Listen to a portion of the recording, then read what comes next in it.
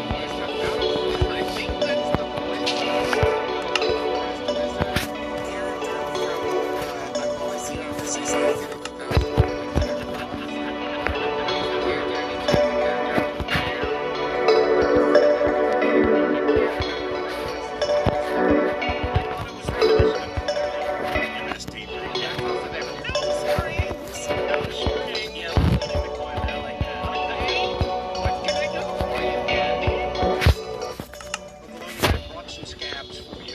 Disgusting. These are from a wound, and I want to question. What is this substance in the wound? What is this powdery Well, substance? give me my glasses and let me look. I hand Uncle Oni his pinch nez, and they look really cute on his little face. And he puts them on and is like looking through them like there's some kind of VR kind of thing. And I also put the scabs down on one of the Now, tables. Listen, I've watched enough police procedurals. I do need to correct you here. You wouldn't get scabs on a dead body. You get dried blood, and you would get powder. You just don't want anyone tweeting at you. Yes. Okay, William Peterson, here you go. I'm just saying. Dried blood. Dead bodies don't coagulate. I need to know if Uncle Oni ever says enhance. Enhance? What is the... let me see. Yes. This is refined, processed silver. It has been mined from the local mine. This is local silver dust. From the area. Yes. So it's both local and from the area. Yes. That narrows it down. Candy, do you have any other questions? Hi, I'm another puppet in your paddy wagon. It's just there to get on your nuts about stuff. It's a ventriloquist dummy that just sits there. Okay. No, Uncle Oni, I'm going to save my other questions. You can dig right into the dried blood if you want. If you'd like, I could just tell you who did it. No, that takes all the fun out of it. You know me, I'm all about gathering information. Okay, just know I'll be here if you want to exchange me any more of your soul. I can just tell you. No, I'll hold off. Getting rid of my soul, I'm not quite prepared for that. And I'm getting a little nauseous just thinking about it. But may I wear your pince nez again? Of course, do come back and see me. And let me tell you one thing. This situation is extremely dangerous. And I know we've been through some dangerous times before. For those of you who don't remember the prequel, Candy Dancer and Uncle Oni and the pits of despair. So be ready. This is a very hostile situation. I will hate to see anything happen to you. I will protect it, and what will you give me? Well, I actually was concerned about you, so that's the only reason I said. If I lose this form, I just find another. Not without my help, you know. Oh, the hubris. I will look forward to being free from this body. Go ahead. Hope springs eternal. We shall see. Can we do another scene, or you guys gonna just keep dropping one-liners on each other? So, let's move on to Errol and Augustus. You are heading to the Full Moon Saloon, is that what you've said? Right. When you arrive at the Full Moon Saloon, it is now, let's say about 12:30, and it's a school night, so there's not a lot of people there. Wilder. He's gone gray. He has a gray beard, long but well kept. The bar is clean. He is well dressed, aged, but still clearly he could kick your ass if he needed to. At least, you, Errol. Maybe not a guy. Are you corporeal at this second? Are you touchable?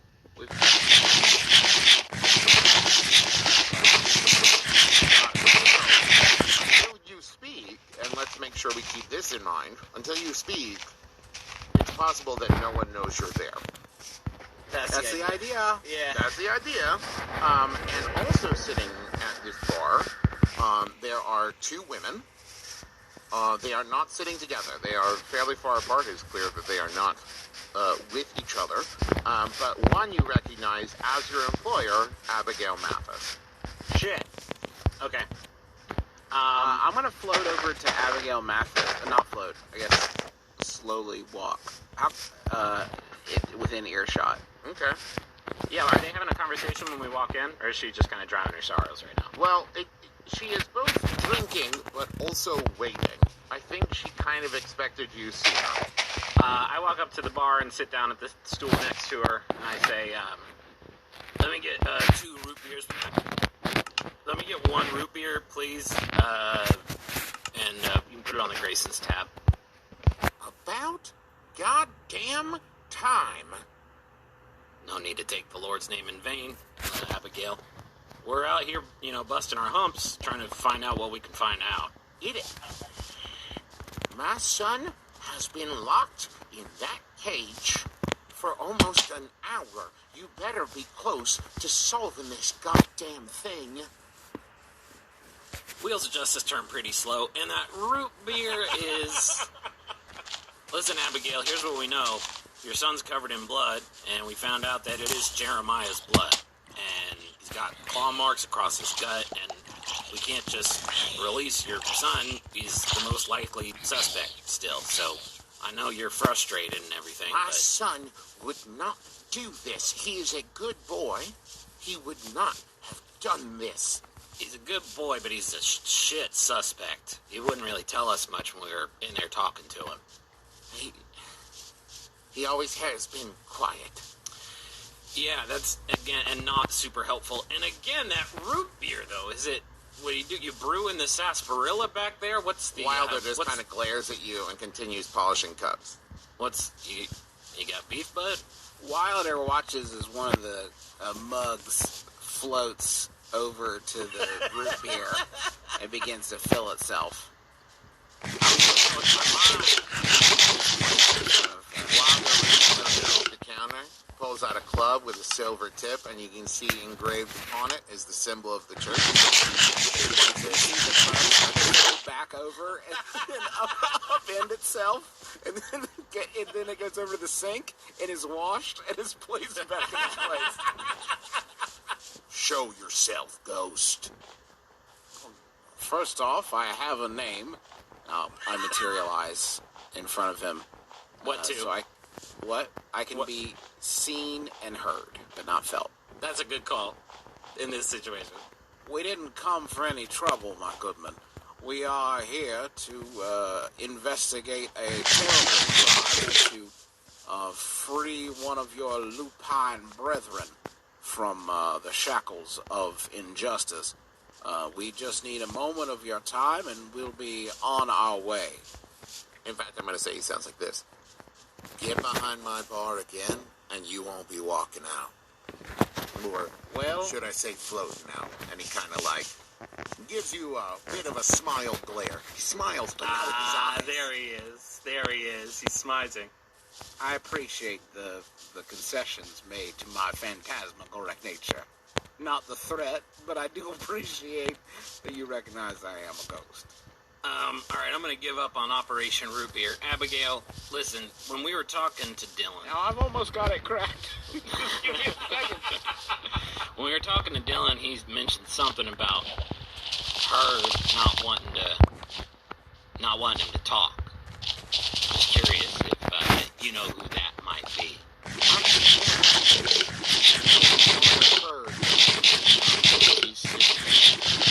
Yeah, that's...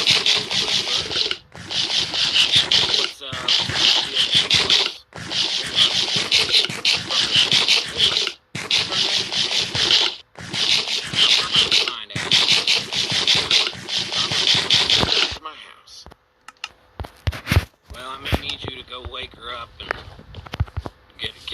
get her here in town, because we gotta ask her a question. Do it yourself when she fights the deep. I need to be here, center of town, in case something happens. I'm not leaving my boy. Abigail, I feel like maybe you don't really understand the situation that we find ourselves in. You see the back of Abigail's arms start to get a little hairier. Her nails start to grow. And she turns and glares at you and says, "No, I don't think you understand, Errol. I am not leaving my boy. He is next in line to take over my place. I am not leaving him alone. Do you understand me?" Errol. Yeah, I understand. You don't want to lose your boy.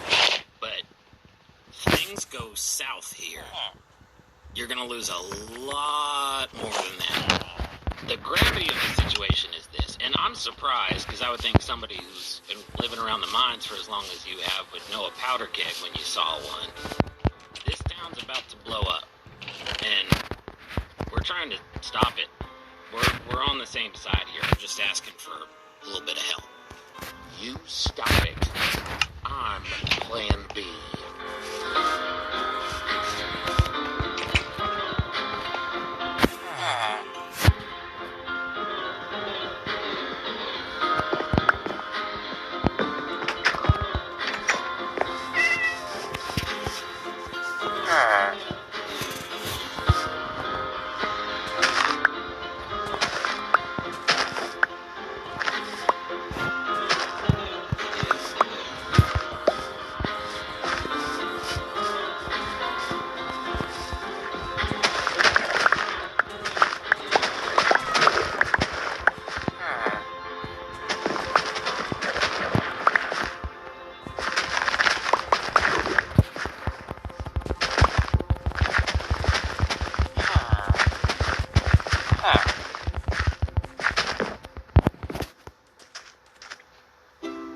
MaximumFun.org.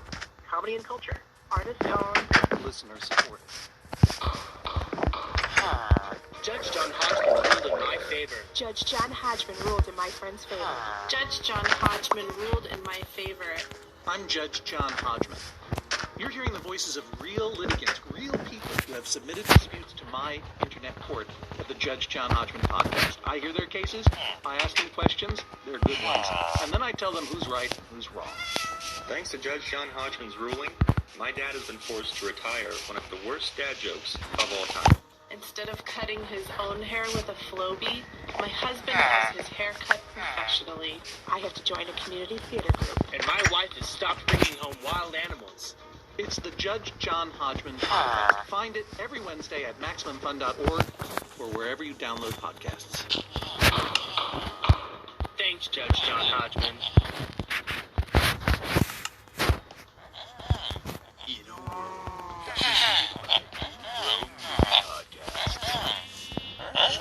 Podcast is brave enough to call bullshit. Who shot ya? The podcast that dares to say that white dudes' opinions aren't the only opinions. If you have a movie pass, like, get a ticket to it to support Taraji, then go home. Ant-Man seems so unnecessary at this point. Ant-Man is like a Tekken pack of too many. Who shot ya? With Ricky Carmona. I wanted to see Wolverine kick ass and eat some popcorn and have a good time. Alonzo Duralde. Is this Andy Richter? Yeah! Oh my God! And April Wolf. I love Wild Things. I get to see Kevin Bacon's dick. Who shot ya? Listen every Friday on Maximum Fun or wherever you get your podcasts.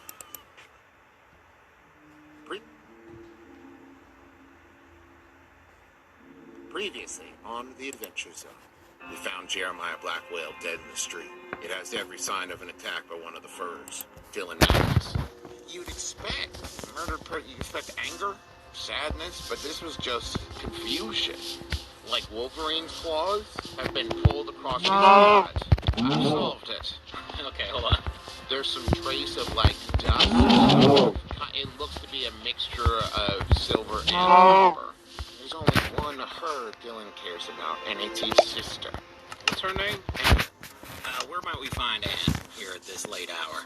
Probably still asleep back at my house. I'm surprised, because I would think somebody who's been living around the mines for as long as you have would know a powder keg when you saw one. This town's about to blow up, and we're trying to stop it. You stop it. I'm Plan B.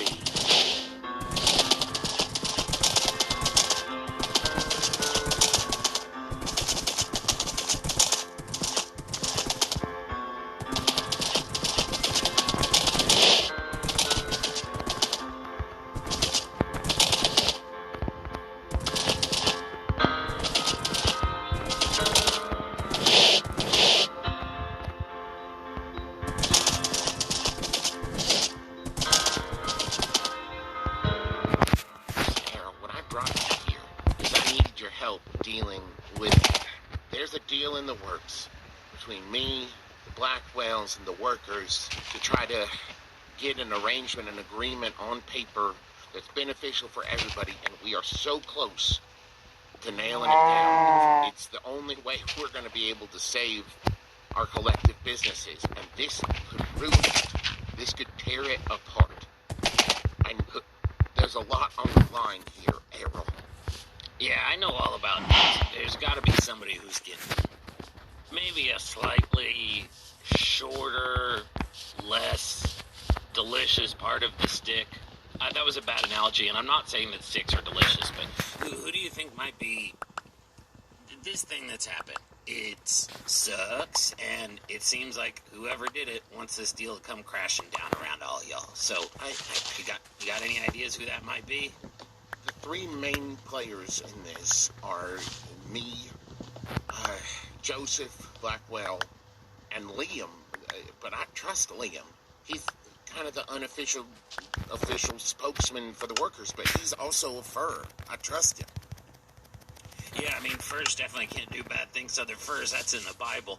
Okay, all right, here's what I'm going to do. We're going to keep doing our investigation.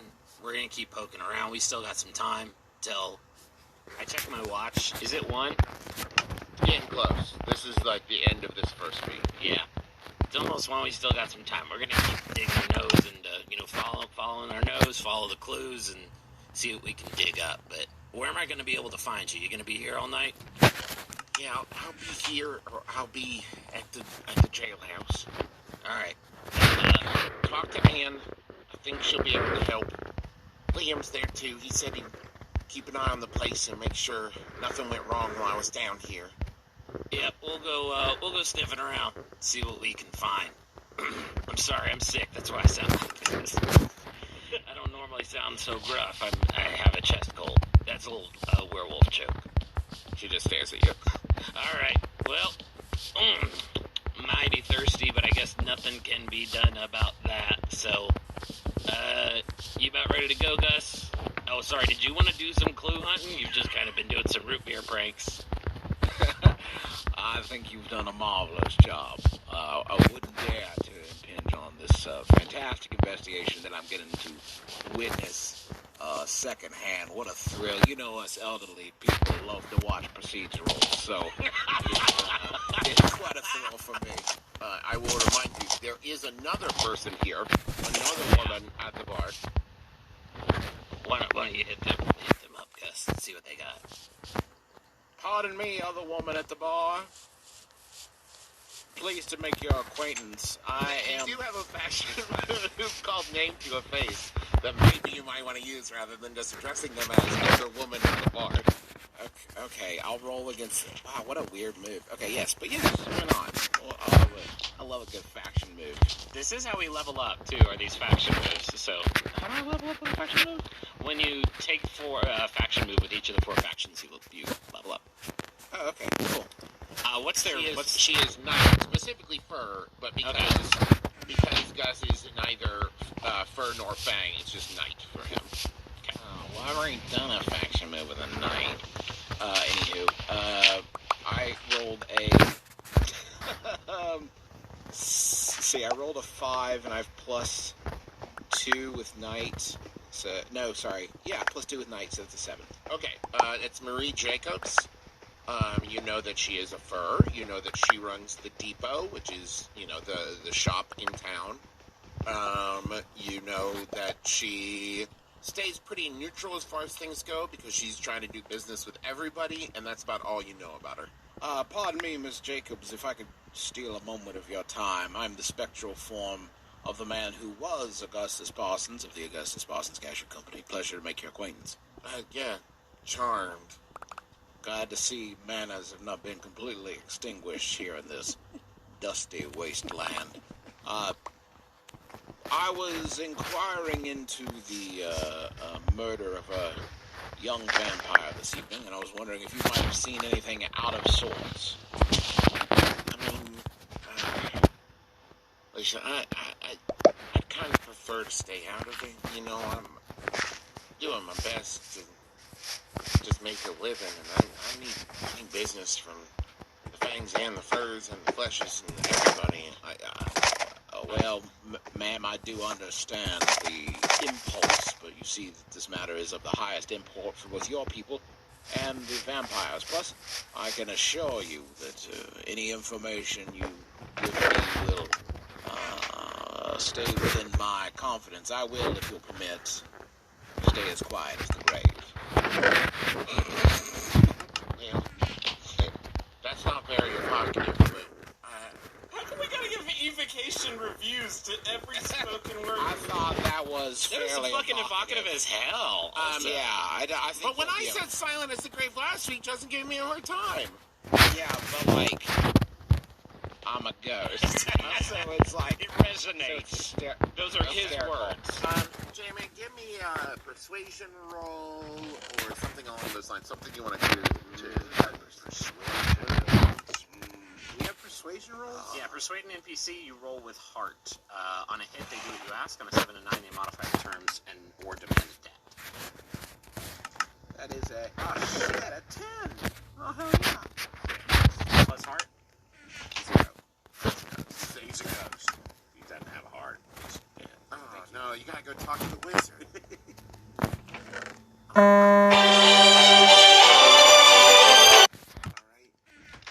One, Dylan's a good boy. I watched him grow up. I can't believe he would do this to Jeremiah.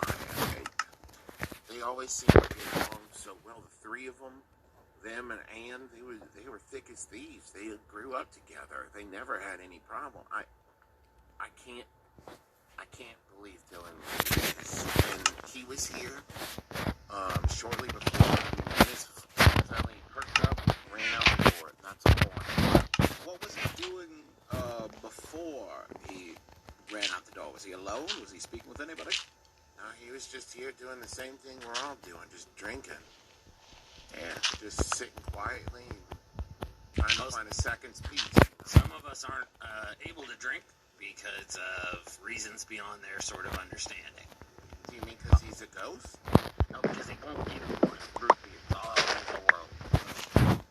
Wilder, give me the root beer. Grow up. Mission accomplished. Goodbye, guys. I finished. Ladies and gentlemen, this has been Dust. Now, Griffin, Wilder slides it on the bar. I'm going to need you to roll to see if you catch it. That's a 4. That's a 4. Catch it, but all the root beer sloshes out of the glass. No! God! The show continues. I kind of embarrassed, like, mime drinking the root beer out of the empty cup. Okay. And Wilder just kind of, like, massages the version of his desk. Can you think of anybody who would have had it in for Jeremiah? Honestly, no. It was a good crop of kids, you know what I mean? I mean, lots of people have things against the Blackwells, but nobody seemed to have anything against Jeremiah specific. Tell me about Anne a little bit. We have not met her as of yet. Smart girl. Like, probably the smartest one of the bunch. She's, kind, and she's a Mathis, but she ain't a fur. She's flesh. You wouldn't know it the way that they take to her, and, she's family, of course, so. Sure, yeah. She spends a lot of time hanging out with Jeremiah and Dylan, of course. They grew up together. She's about as good as they come. You seem like a sort of woman who keeps her ear to the ground, who knows things, who sees things. Give me something I can work with, please. If somebody's trying to tell you that this was done in anger, that Dylan attacked Jeremiah out of hate or whatever, there ain't no way that's true. There wasn't bad blood between the two of them. And if this was done in anger, it was anger towards the Blackwells, or anger towards the copper mine owners. This wasn't because of Jeremiah. There's no way. All right, well, Ms. Jacobs, I will leave you to your brew, and I thank you for your time. pleasure. Do we hear a clock tower bell outside? Yeah. I don't know if they do that at night. That would be very annoying. No, I feel like. they don't. That is not how that works. But let's say Augustus has a spectral timepiece. A yokai watch, if you will. Sure.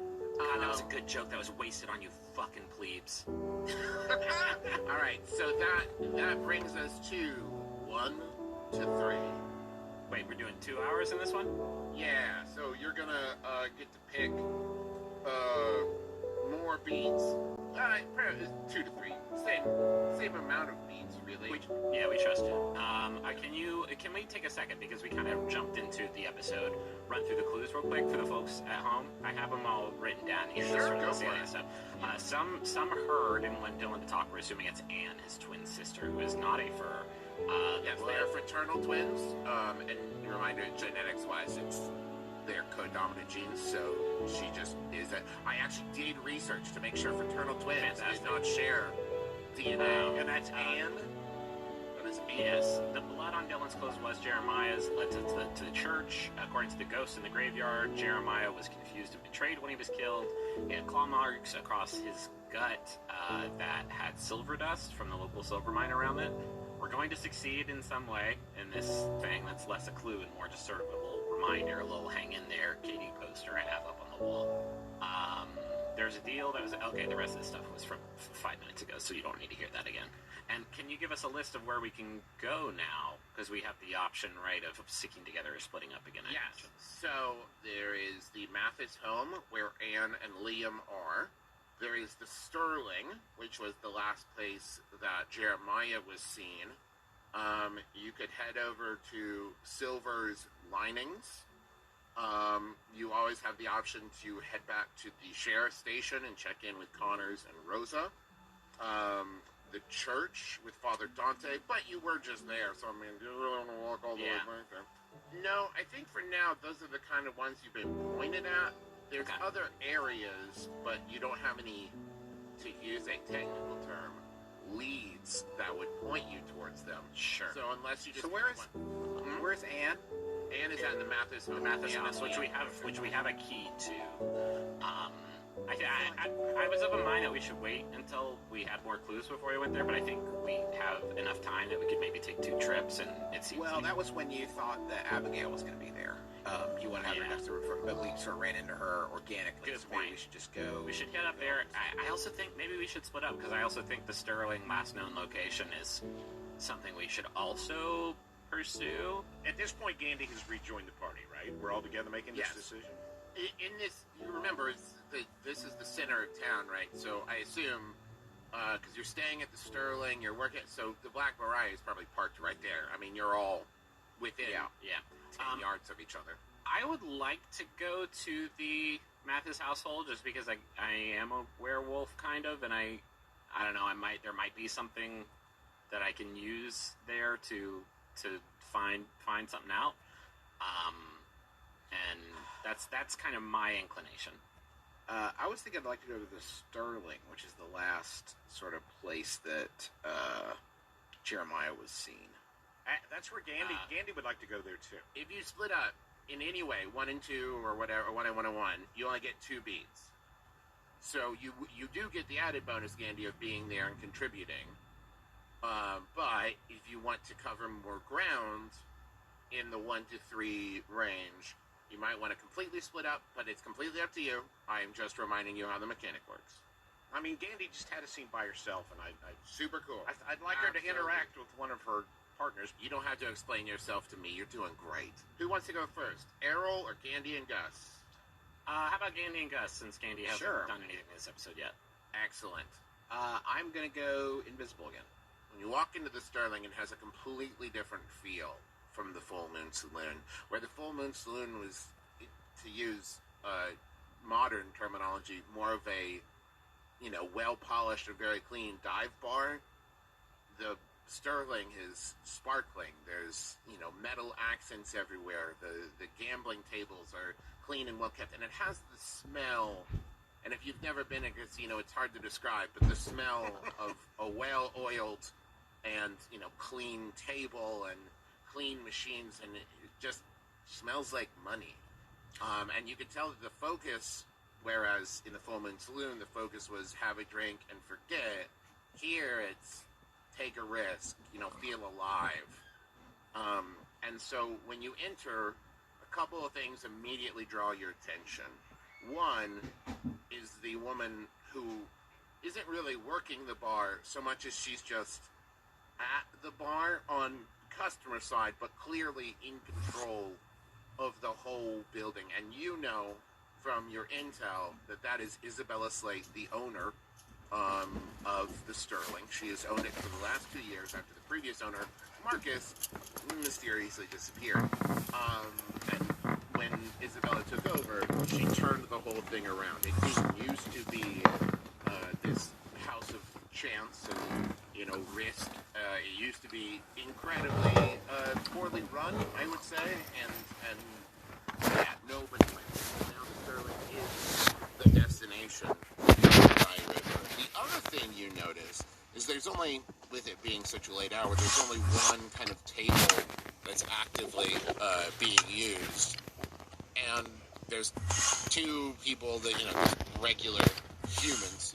But the one that draws your attention is the spectral gambler, who you know to be M. She has quite a reputation in the area as being a card shark, and her stack is about 5 times the size of anyone else's at the table. You can tell she's kind of been running the table all night. Please interact with the ghost gambler. No. I've already done a faction move with her faction twice. No longer interested. Augustus. Yes, Candy. Look around. Look very carefully. Is this place not a bomb? It's the coolest thing I've ever seen. Say the bomb. Why would you say the bomb? Because she can say it's dynamite. That one. This place is dynamite. Look at this. And there's a ghost gambler. I've got to talk to her. I've got to. You're impressed. Hey, I did want to clarify something. To what extent are people of this world to ghosts? It's something I should have clarified before I tried my ghost dad stunt in the last one. People, I'm not going to be able to make ghost scams on people of this world. Yeah, they kind of know what's up. Well, yeah, I don't think you're going to support, it's not going to be like, what, a ghost? But I think that not everybody can perceive you. Had you not moved the mug, they probably wouldn't have put 2 and 2 together. Okay. Yeah. Okay. Well, yeah, Candy, see what information you can obtain. I actually, I'll watch. Okay, great. So she walks over to the table. What game is being played at the table? It's poker. How crazy would you say this particular game of poker is? Thank you for asking, Justin. I would say it didn't begin as a crazy, but it has become a crazy game of poker. Now, if you could repeat that for about 8 minutes. Well, right now it is a crazy game of poker, but when we talk about it later, we'll say it was a crazy game of poker. We'll get there, So many references. Okay, sorry, should we talk about some Steely Dan? Is there a Steely Dan poker song? I'm sure there is. Actually, there is. Okay, I didn't mean to send you down a fucking rabbit hole. Jack, you do. Okay, fine, fair. Okay, so Andy sits down at the table, and Can I get some chips, please? And points over to Isabel and says, she'll give you the chance to talk to me. Oh, I'll be right back. She runs over, gets a bunch of chips. I love the visual of Gandy being very, very rich, and so she doesn't know how much is a good amount of chips, and so she gets way too many chips. I would like to purchase $100 chips. Isabella smiles. Yeah, that sounds great. That sounds just right. Here you go.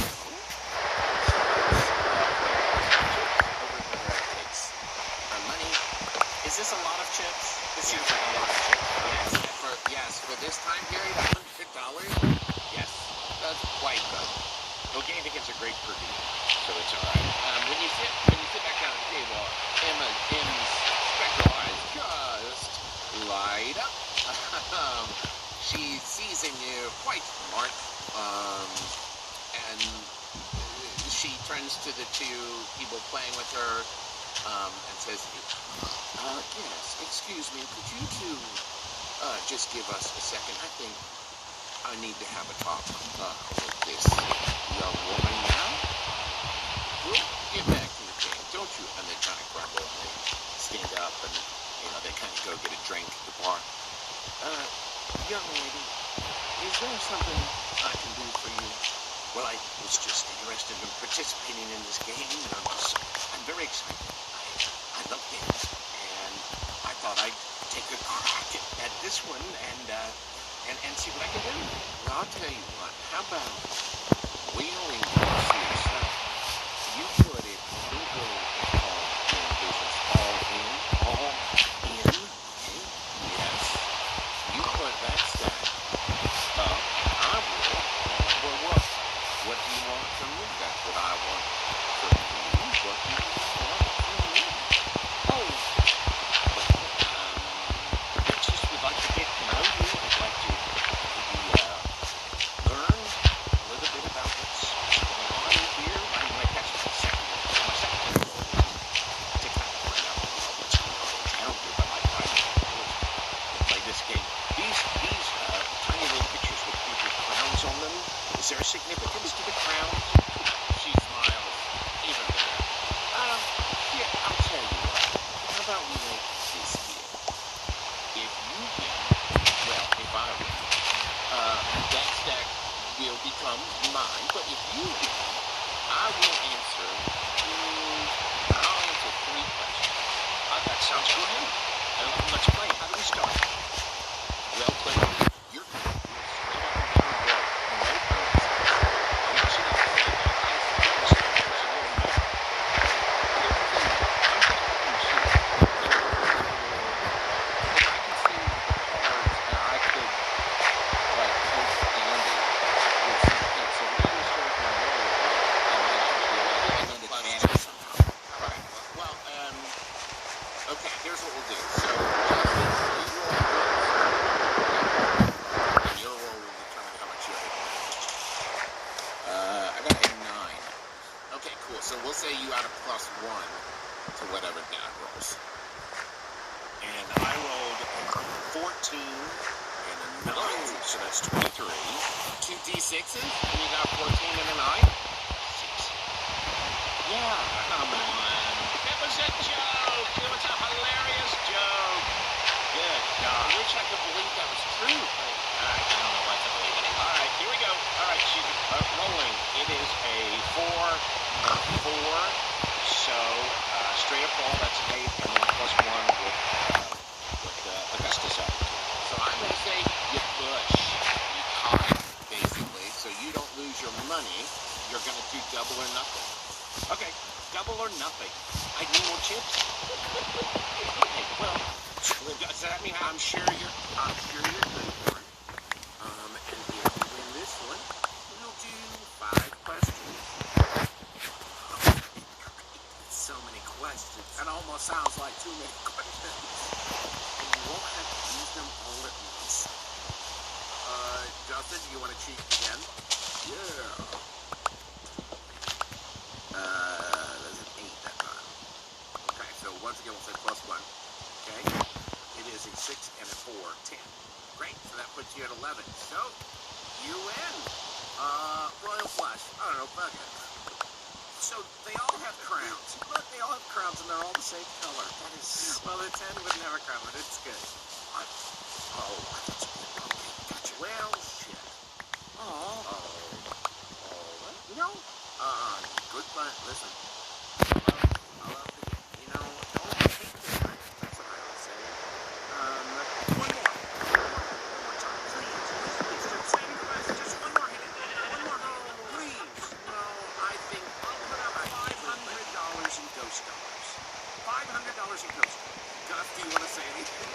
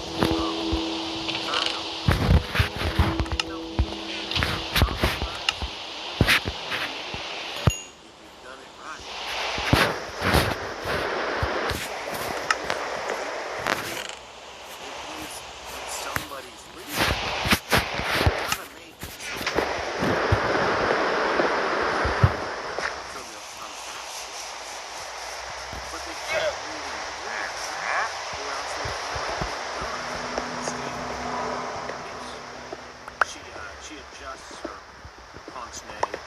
By the way, that's how you pronounce it because she looked it up in the book of faces. Huh? I assume it's a book made out of face. Yeah.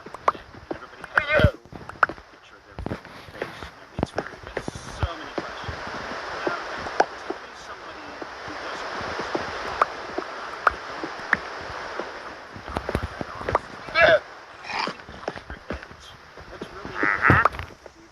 Yes, I was curious.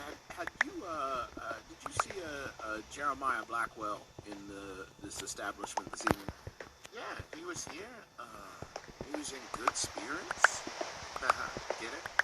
And, Thank you. I do appreciate that very much. Thank you very much. I did not respond as quickly as I should have. That was excellent. Thank you. Thank you.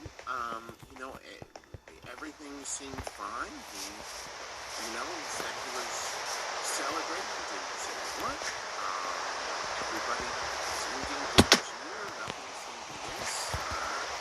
He walked out of here alone. He's here pretty much, 5 or 6 nights a week, honest. Mostly doesn't drink as much as he did tonight. Mostly it's just, kind of a night show, as they say. But tonight seems to be tying one on a little bit.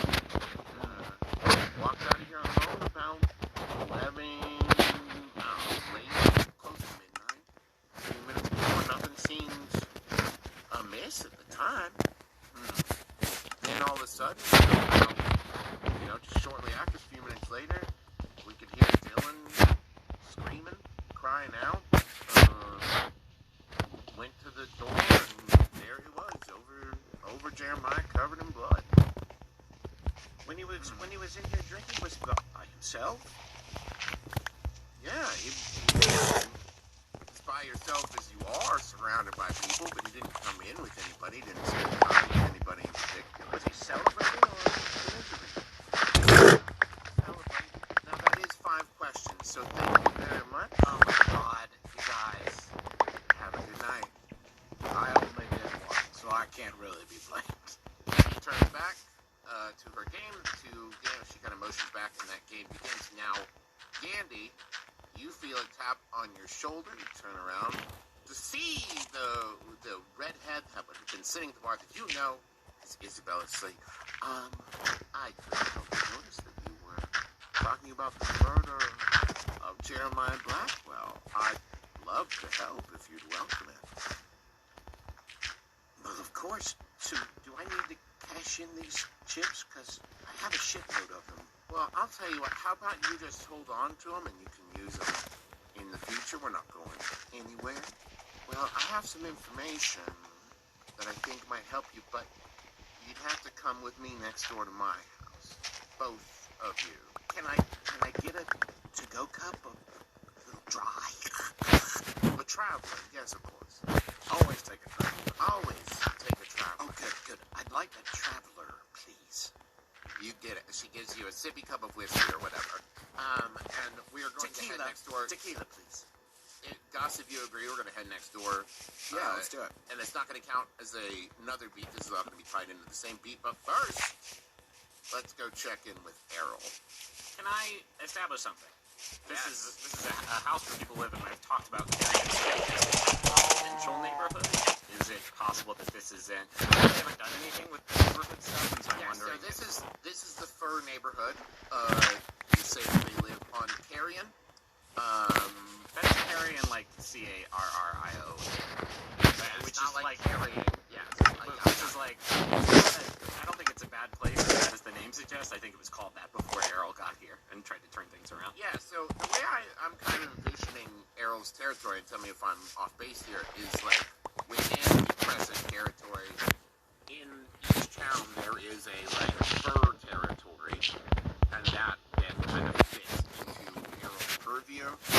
Here, I almost kind of like it better if it's almost not exclusively one, and it's your world, but like I almost like it better if it's just like if it's actually some folks, crossing the boundaries a little bit. maybe it's primarily a fur territory, or maybe that's how it started out. But like, I like the idea of this being a nice neighborhood because of Errol's like stewardship, and Absolutely. so maybe that like it makes it so it's not exclusively one type of neighborhood. Oh, and I should say it didn't come up in the conversation, but in my kind of head fiction, Abigail specifically requested Errol's team because she knows the work Errol has done for kind of like furs and the neighborhoods, and so like your reputation kind of precedes yourself a bit. Yeah, like I like my vision board for Errol is like he has a house on Carrion Street that is a cute little house, and I think he's like turned his front yard into a community garden where like folks come and sort of folks of all sorts come and Improved for the people who are already living there. Yeah, sure. Great. So you head to the Mathis Home. On your way, you are stopped by Deputy Rosa. Hey there, Deputy Rosa. Investigation's going great. Hundreds of clues, if not thousands. Good. I did want to talk to you real quick. Sheriff Connor sent me. I'm glad I could catch you. We felt you should know. And listen, we're not proud of this, but the Blackwells don't know about this yet. Shit. Oh, that sucks. Yeah,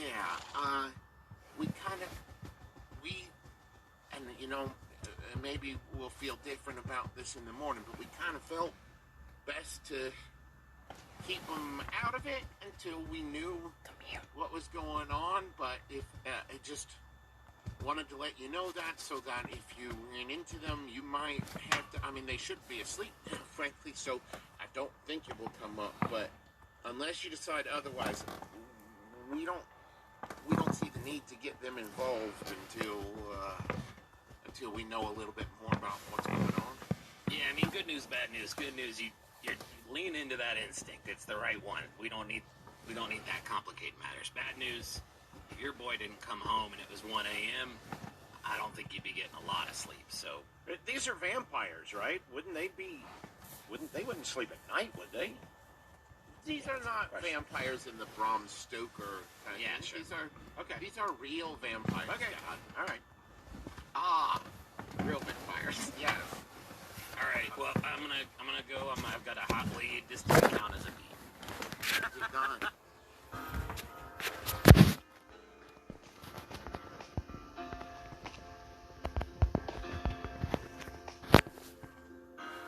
Hey everybody, this is Griffin McElroy, your best friend, your werewolf detective, and your best friend again. I'm two of your best friends. In your top 5 cellular plan, I occupy 2 of those spots. Thank you for listening to The Adventures of Gus. This is the second episode of Travis's mini arc, and we're having a lot of fun recording it. Sorry we're a day late. We were recording earlier this week, and Justin's internet fell off the face of the earth, as it is wont to do. I got a few ads for you that I want to read, and then I'll get right back into the rest of the episode. You'll hardly even notice I was here, but do notice I was here and go purchase the things that we advertise. I sure hope you're enjoying this episode. Oh, it's Travis McElroy, by the way. Now, on to the ads. Socks. What even are they? Nobody knows for sure. Some people believe that they're artifacts left by an ancient race. Some people believe they were sent to us by aliens. But the truth is, they come from Bombas. And Bombas is dedicated to making the most comfortable socks in their history of feet. And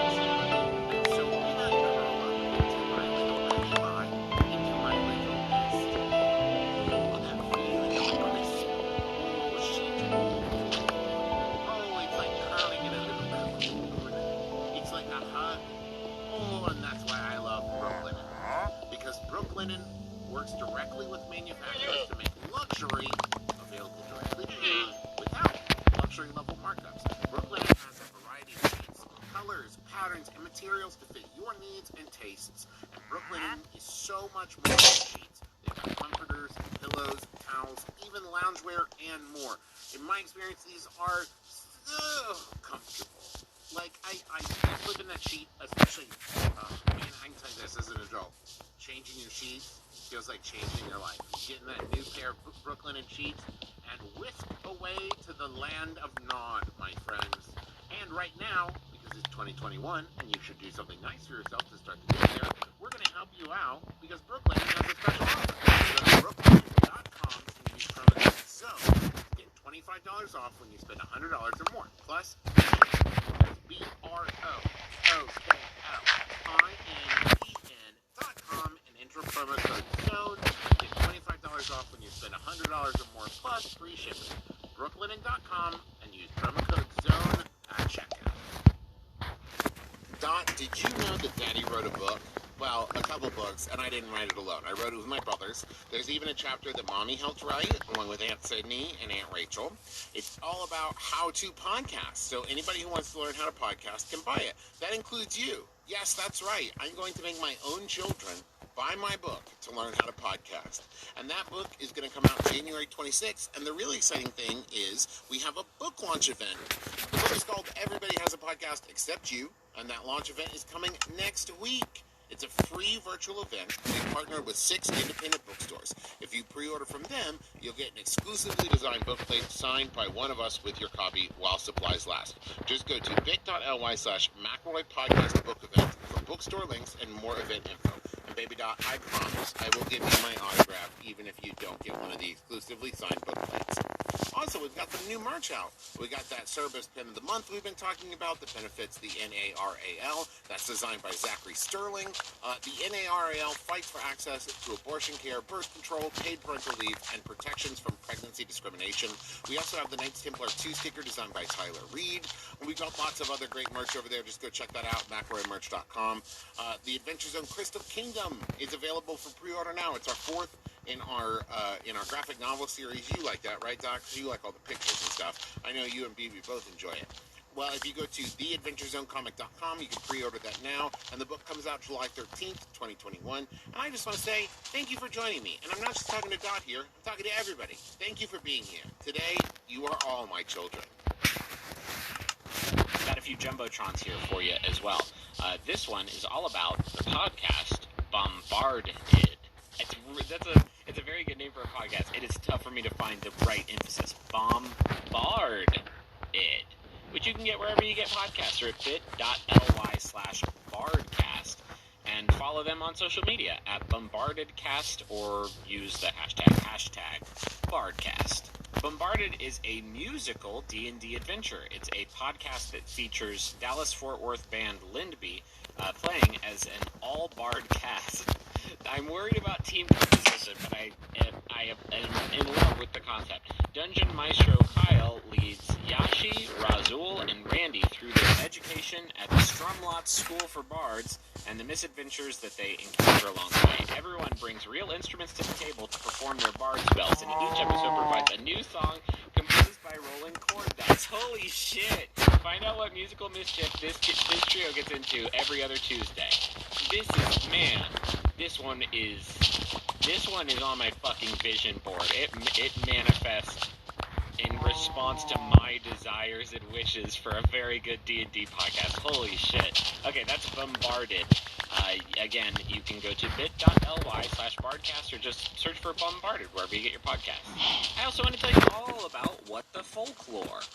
It is a podcast that comes out every Tuesday on iTunes or Google Play or wherever, I guess, you get the podcast.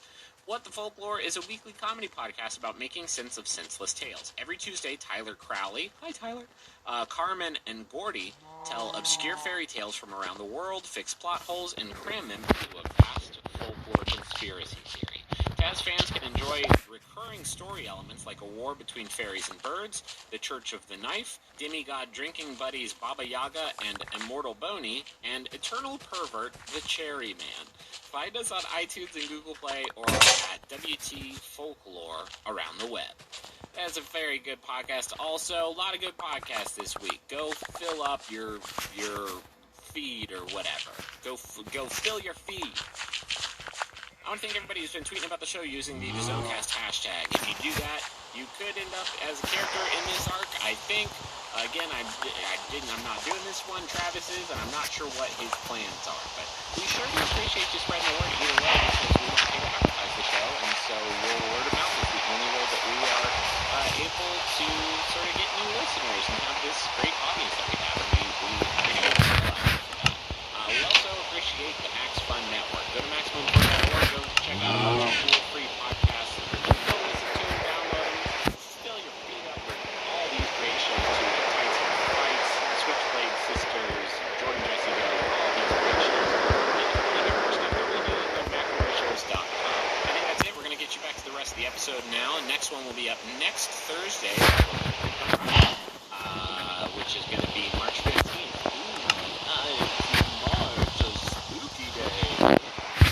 Julius Caesar was famously killed. Thanks for listening. Bye.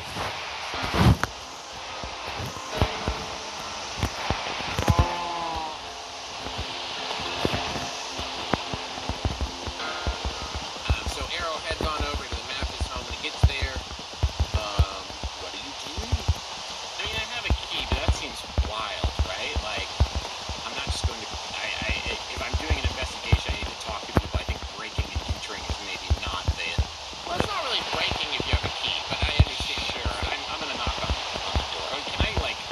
What's this house look like? Like, what's it... I imagine it is one of the bigger houses in the territory. Well, no, actually, it's fairly regular size. The thing about the Mathises and kind of the way this family did, another thing you know from your intel, is that what they have is a cluster of houses.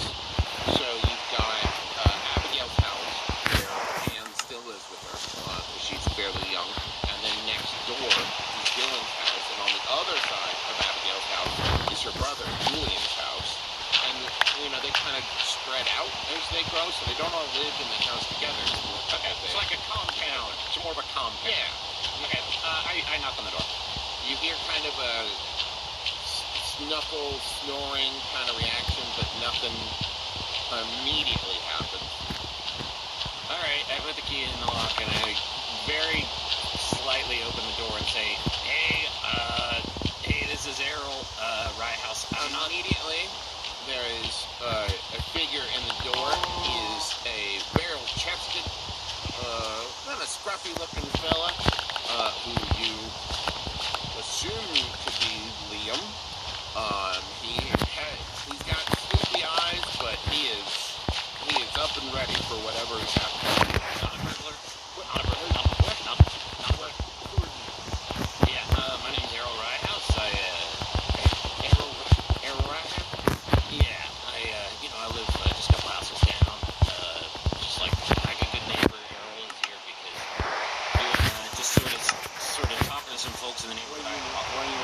Yeah, well, what I wanted to do is apologize for things that I did at such a late hour. I recognize that some folks like to sleep when it is late, and for interrupting that, I am truly apologizing. You said I was just talking to Abigail down the hallway, and she gave me the key.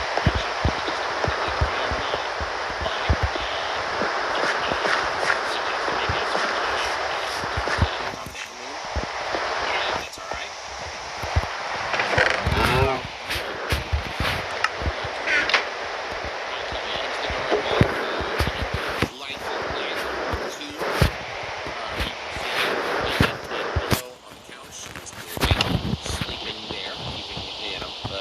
keeping watch, as it were.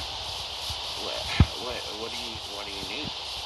Well, I came here to talk to Anne. Is she conscious right now? She's Anne alone.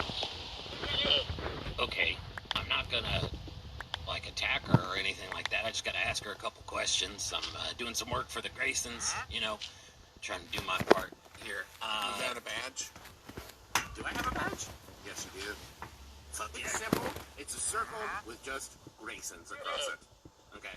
Yeah, Yeah, here it is. We just got it put together. So this is sort of first like rough draft of the badge design. If you know anybody with sort of graphic mind, that might send them our way. Here it is. What do you want to talk to Ann about? Boy, this is tricky. You know anything about what happened tonight? Yeah, see, I can't really tell you. It's privileged information. But you're Liam, right? I'm assuming.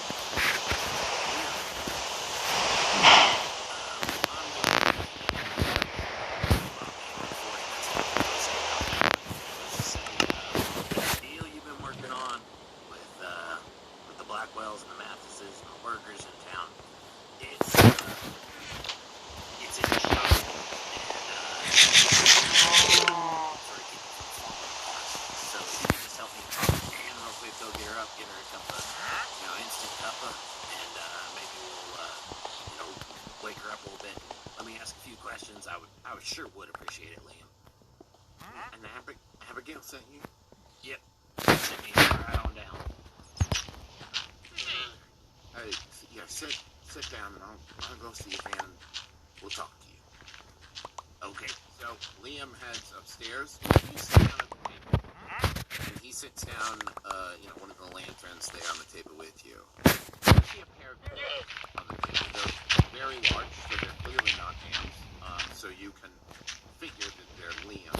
They're workman's gloves, and at the tips of the fingers, they're kind of claws, very razor sharp at the ends of the fingers, and the gloves are covered in dirt and what appears to be silver dust. It is silver dust then. Yep. Liam heads upstairs. Is there any blood on the gloves? No. You hear some knocking, quiet, normal conversation, and Liam returns with Ann in the room. And she looks sort of to be the spitting image of her mom, but younger, and, kind eyes, sleepy. Yeah. You needed to talk to me? Yeah, Oh, sure. I'm sorry, where am I? I'm Ann. Hi, and I'm Daryl Bryehouse. I live just a couple houses down around the community garden. Yeah, of course. Yeah, you may be seeing our nightclub jazz when we're doing some good work down there. Hey Liam, cream, no sugar though. He just looks at you. For the coffee. Liam, could you give us a minute, please? Yeah. And he just keeps standing there. Yeah, don't go too far. I do want to ask you about these weird gloves. Those are my diggers. I work in the mine. You just punch through the wall like a fucking a kid? No, what's your deal? No, I can't handle the silver because I'm allergic. Not bad. I mean, not so bad I can't work, but I use those to, take samples and dig out things I find to find the right place to kind of focus our efforts. Yeah. If I touched it, I'd probably, break out a rash or whatever. I reached down and just like gently grazed one of the claws, and there's like a slight fizzle, and I'm like, yeah, trust me, pal, I get it. Tell me, are these a common thing down there? Lots of people got these gloves? I mean, as far as I know, I'm the only fur that works in silver mines. I've never seen anything like them. Okay, and then Gus's burst through the door. Oh, shit, we got you. You've got it. Lock him up. Jacques! Hughes, we got him. Liam, I know this is a weird question, and you probably got a shift in the morning, so I can make sure to get him back to you. Do you mind if I take these back to the old lab? I'll get him back. Oh, yeah, I'll have him back before sunrise, pal. Don't worry about that. Okay. I gently place them in an evidence bag? No, I probably just had them. Like a messenger bag. I probably just had like a messenger bag. I tucked them in, kind of. Saddlebag. A saddlebag. For what? Okay. Yes. Abigail, if you need me, I'll go sit on the porch. I'll be real close by. If you need me, you just shout. Thank you, Liam. And he steps out of the door. Wait, did he just say Abigail? Sorry, I meant, yeah. Why did I make all these names that started with J's and A's? I don't know what I was thinking. And everybody has the same voice, and this is real talk. Yes. And, tell me, you been asleep all night? Wait, that's a weird way to phrase that. What time did you go to bed? Asking about Dylan. Yeah, I'm asking about Dylan. You know something? Mom told me. What? Okay, see, I didn't tell around Liam it was real uncomfortable. So you know about Jeremiah. I'm real sorry. I know y'all were close. I know this must be real difficult for you. You're probably being a slammer and you're kind of being dead in the street. Yeah, I mean, that assumption is kind of why I'm here. It's why your mama hired us. So, I can answer the questions as much as I can. I think you'll actually be right. This one.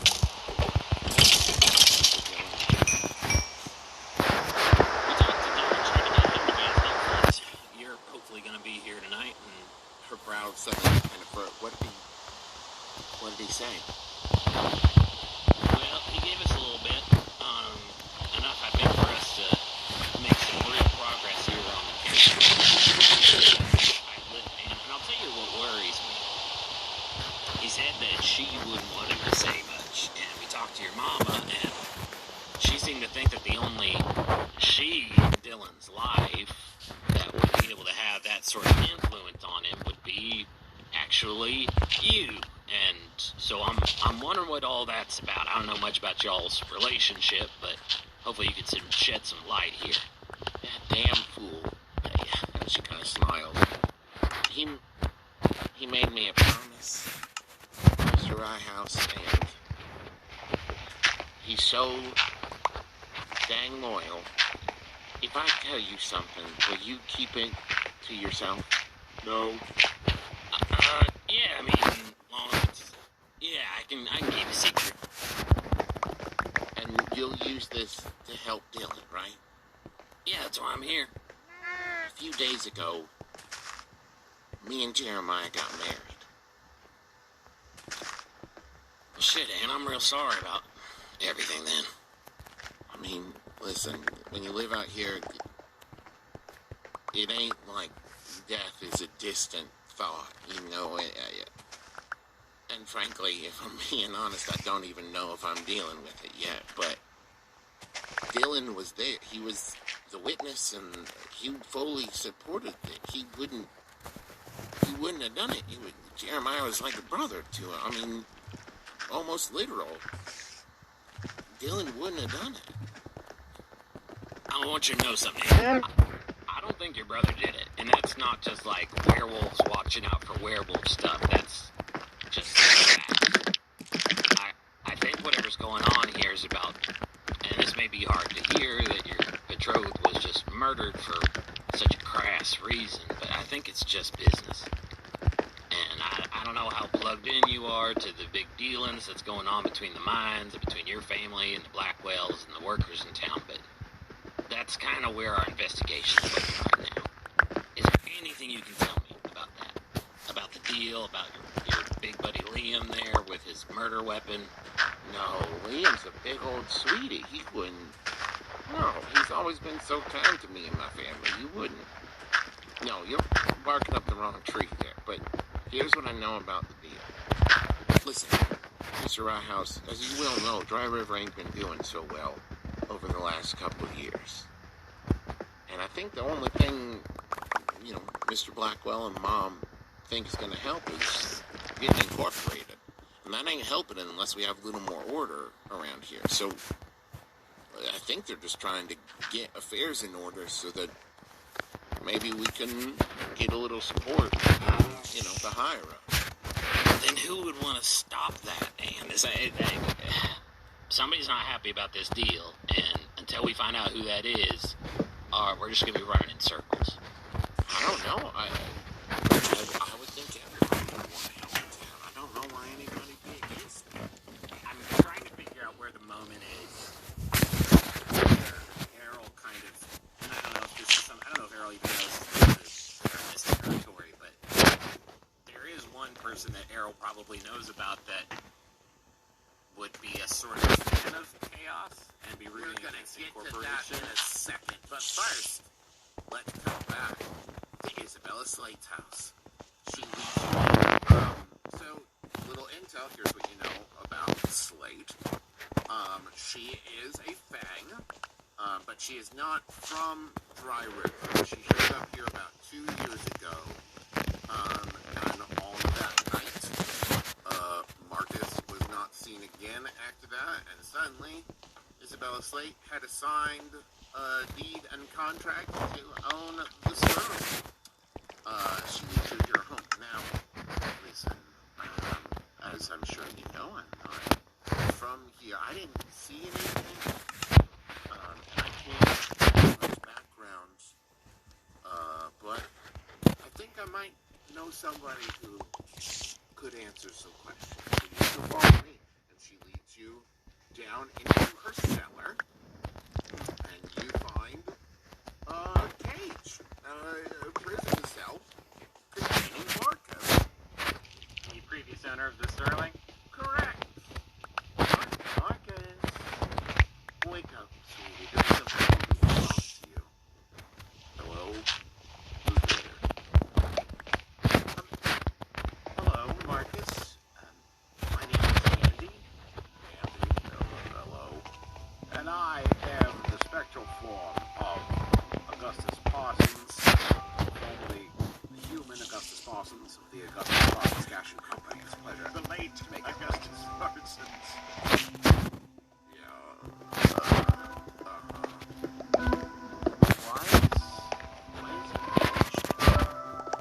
Well, Marcus is not a good person, and trust me, this is about as good as he deserved. Anyone with less of a heart would have killed him by now. Every night she comes down, feeds a little, and leaves me here in the dark. If you all see the kindness of, just getting me out of here, sure would appreciate it.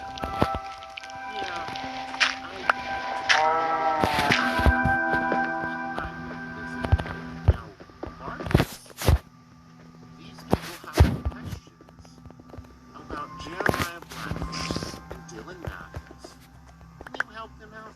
I don't see what's in it for me. Okay, wait, hold on 1 second. I realize that we're not lawmen in the Great Agency. But this is obviously, and it's not great. It's an unlawful imprisoning. Are we just going to blow right past that and just question this? That's up to you. This is a moral quandary you found yourselves in. Isabel, how is this useful to our investigation? Well, Marcus here had his, his eye and ear on all the seedy underbelly before me. He ran a fairly, underbelly type sort of establishment. And if you're looking for any kind of rumors or dirt or any kind of knowledge that maybe you wouldn't be able to find as agents, I think Marcus would be able to give you the scoop, as they say. Marcus, I have one question for you to see if you can help. We'll move on from there.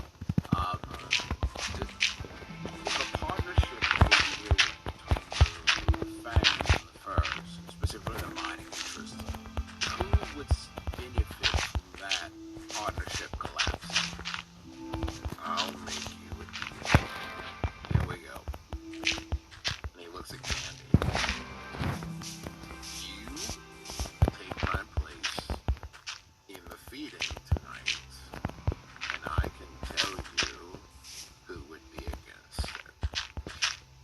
To be specific, the feeding would entail getting bitten somewhere and certain bodily fluids being placed in another location.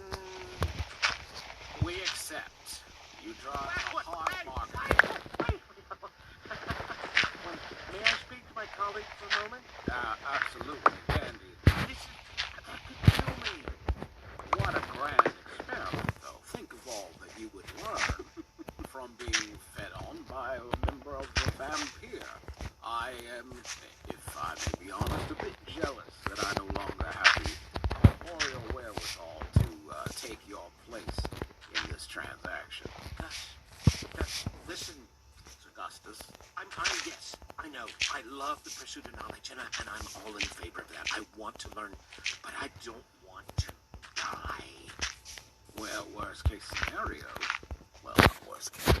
There is a scenario in which, maybe perhaps you will return and you will beat that old Reaper carrying bad fella. Now, Justin, for all. I do want you to know, Gus, that this, I think, is going to fall under witness the scene of victimization and do nothing, mark corruption. Hell yeah, that's closer to leveling up. That is a bonus for me. I've been looking for some scenes of victimization that I could witness and not do anything about. I actually counted me cheating at poker as one of those. Because she was victimized and I did do nothing about it. In fact, quite the opposite. All right. But All right. If you make me a promise. Also, I would push back against that. For what it's worth, as much as I would love that big, juicy corruption point, I don't necessarily think that Gandhi submitting to this would be a victimization. No, he's talking about the guy in the cell. Oh, dunk, yeah, cool. Alright, I witnessed that. I'm doing it. Fuck all about it. I am definitely getting that point, for sure. Let me just mark that, lest I forget. If I can jump in real quick, it would only take a second, and I'm not going to drain you. Don't be gauche. I don't know who you are. I don't know how delicious I haven't killed him in 2 years. Why would I kill you tonight? Maybe I'm just extra scrumptious, and you won't be able to control yourself.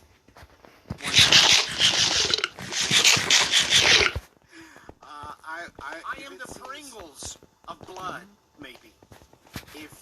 I would make you this promise, Gandhi. If it seems like our host is becoming a bit overzealous with her consumption, I will manifest and I will sort things out. You swear on your soul? What little I have left. All right, fight away.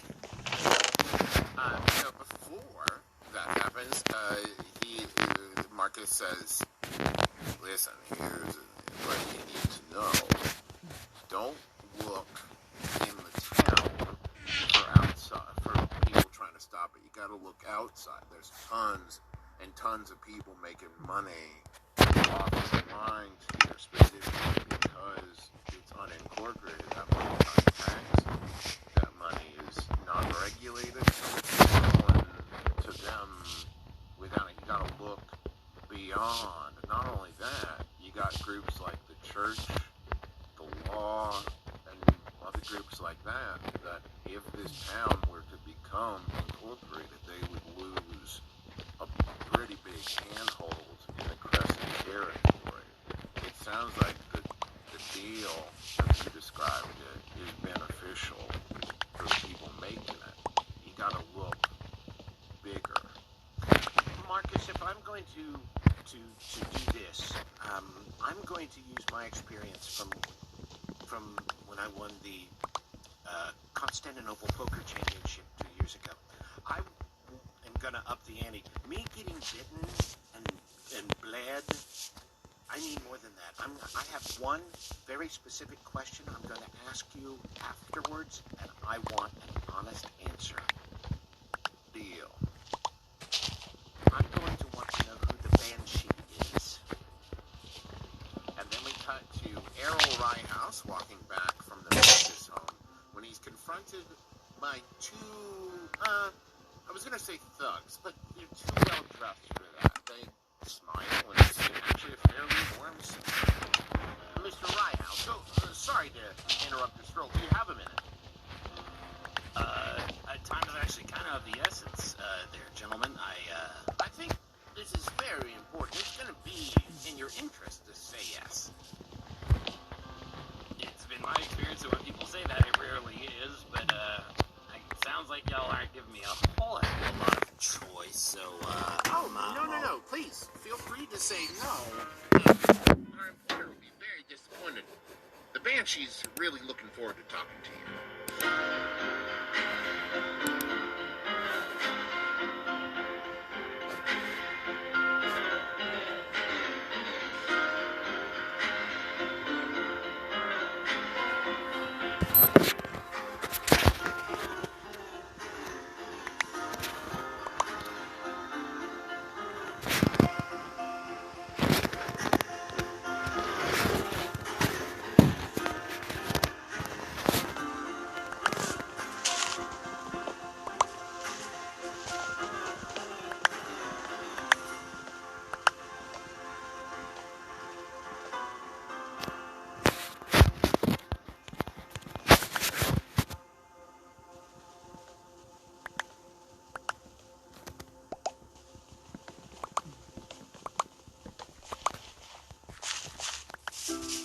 MaximumFun.org.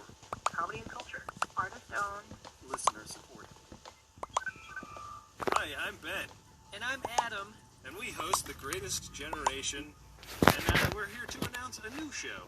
The Greatest Discovery is Maximum Fun's new podcast about the new Star Trek series, Star Trek Discovery. We're going to be recapping every single episode. It's going to be a limited run podcast. And we hope you'll join us. It's a show that we're really excited to watch. And we're really excited to talk about it. And provide our signature fart joke coverage of AIM.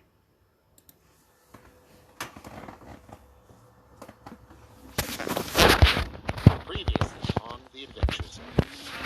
You see a pair of gloves on the table. They are workman's gloves. At the tips of the fingers, they are kind of claws.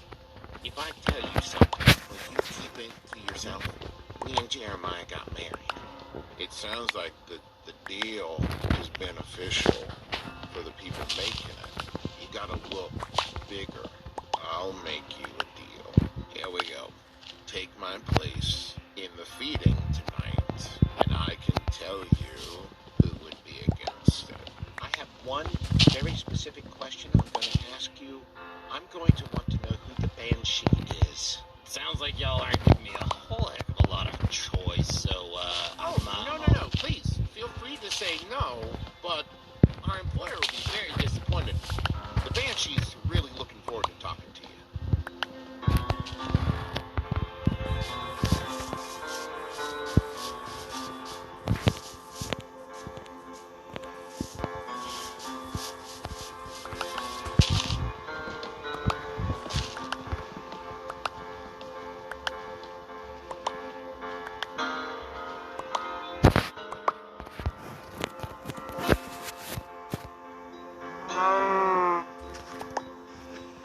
Should we go over clues first, or do you want to just hop right into this shit? I think it's very useful to do the clue recap.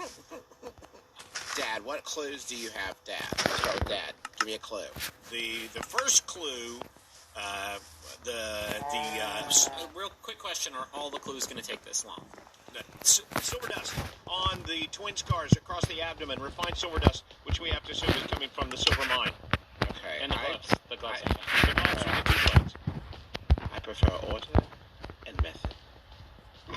Use your little gray cells. Use your little gray cells. The first clue, Jeremiah was confused and felt betrayed when he died, and didn't want to talk. Silver dust on Jeremiah's clothes, and grew up with Dylan and Jeremiah. Jeremiah's blood was on Dylan. Jeremiah was celebrating. He was drinking a lot. He was celebrating his marriage to Anne. I did these chronologically, so that's you kind of gave away. Wow. Yeah. And Liam has silk claw gloves with silver dust on them. Yes, this is all good. He was the murderer. Yeah, so Liam was the murderer. I kind of beefed it there, because I could have just, werewolf attacked him, case closed, end of arc 2 episodes in, but I forgot, I guess. And that's just bad detective work, but I've got a lot going on right now, so...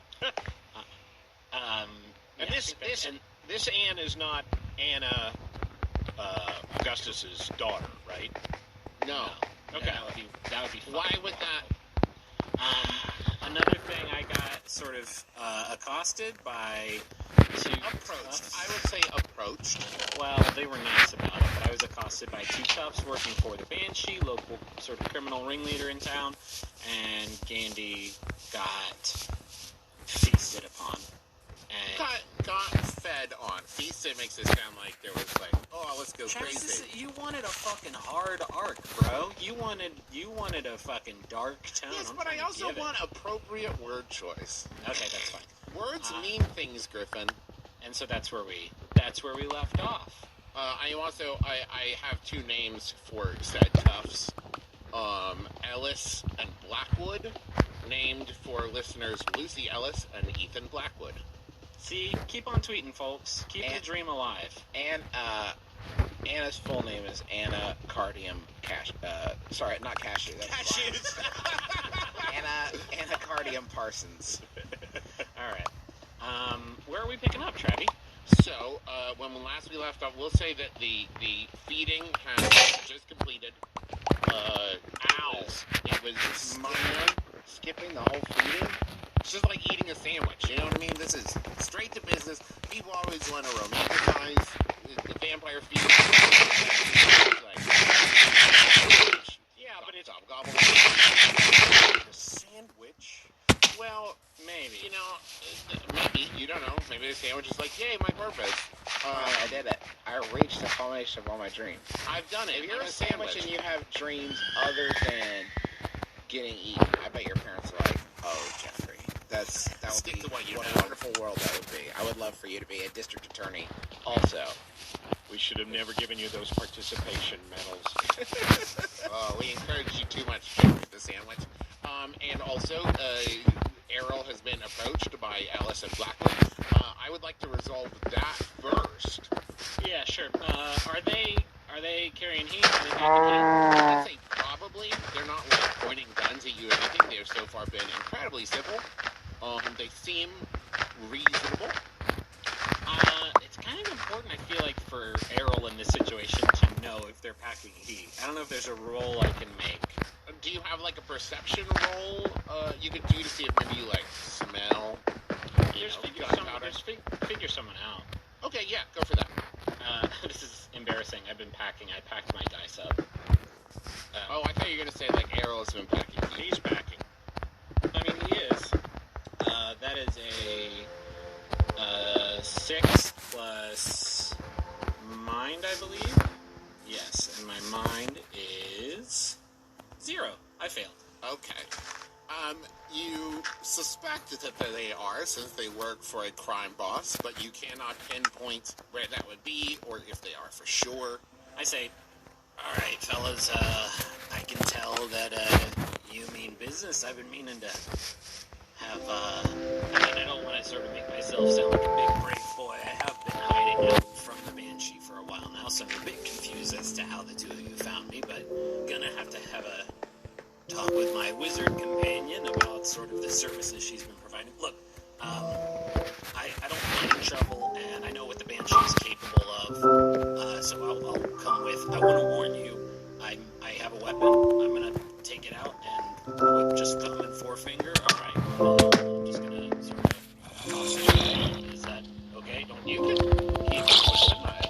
You know I don't have to roll up to the ringleader's house with it. That's my house. Is everything okay? What's stressing you out? What's going on with him?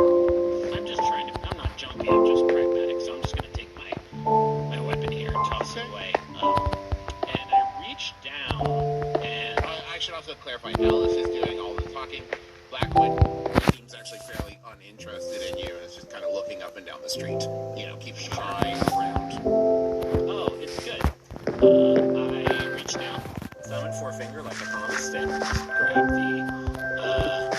the hilt of my, what's it called on a gun? Not a hilt. Like, grip,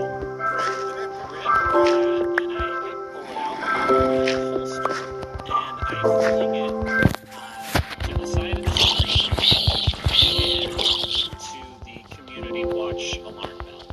And I think when that happens, this is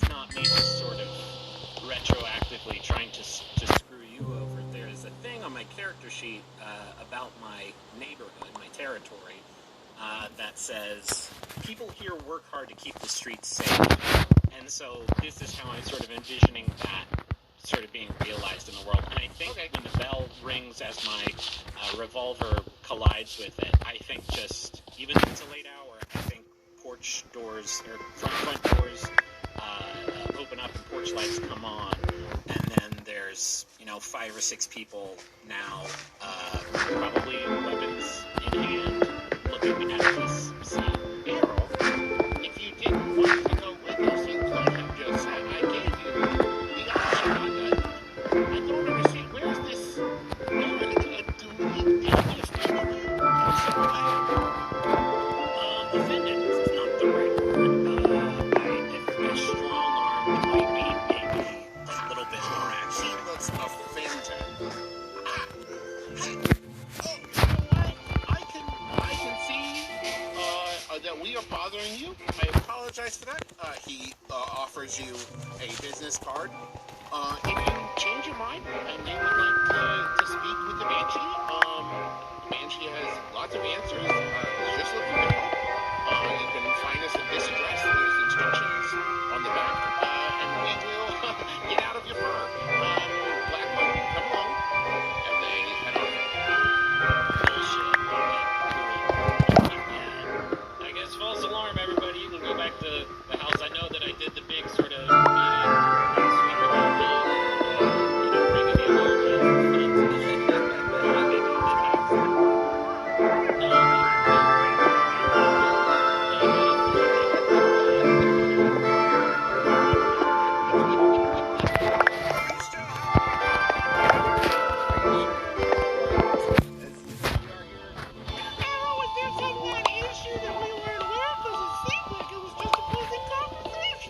No, listen, I used sort of my keen wolf senses and detected that they could have possibly had guns. I think he was just trying to get out of an awkward conversation. Errol, do you not like small talk? I wish I could use the bell to bounce on talks I don't want to have with my mother-in-law. What'd you say? Apparently we're all just ringing the bell, higgledy-piggledy. We don't want to talk to somebody.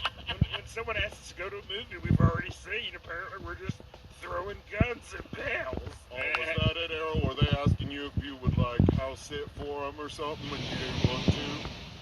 Errol, it is kind of funny you think about it. You are now being accused of the boy that cried wolf. Oh, Clementius, another great joke from you. You still doing stand-up at the open mic night. This is great.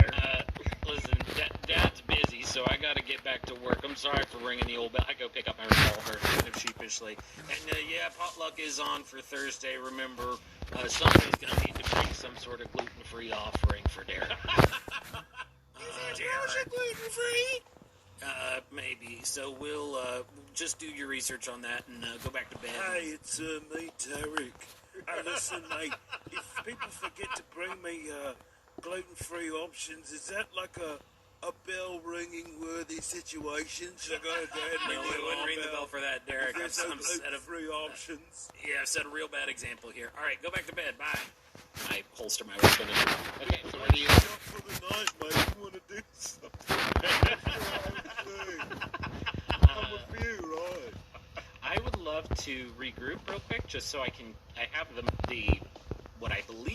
what Errol believes I should say is the murder weapon. I would love to get that to my companions. I know we talked about how that process was kind of automatic, the info sharing process, but I think it's weird that there wasn't any blood on it, and so I'm wondering if there's something that... That's great, because I had concocted in my mind, this whole system of kind of psychic paper, where, you could write down notes and they would get it on their notepad, but this is way better.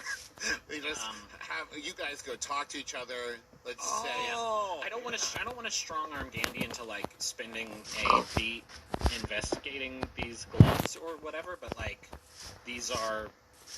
razor-sharp gloves with silver dust on them. It feels pretty... I don't know. It'd be good at least to rule out Liam. You are a werewolf with certain senses. I mean, blood that is probably true. something I you guess can detect. Yeah, but you told me that I didn't detect any blood on it, though. Is that just by looking at it? If I went a little bit deeper, okay.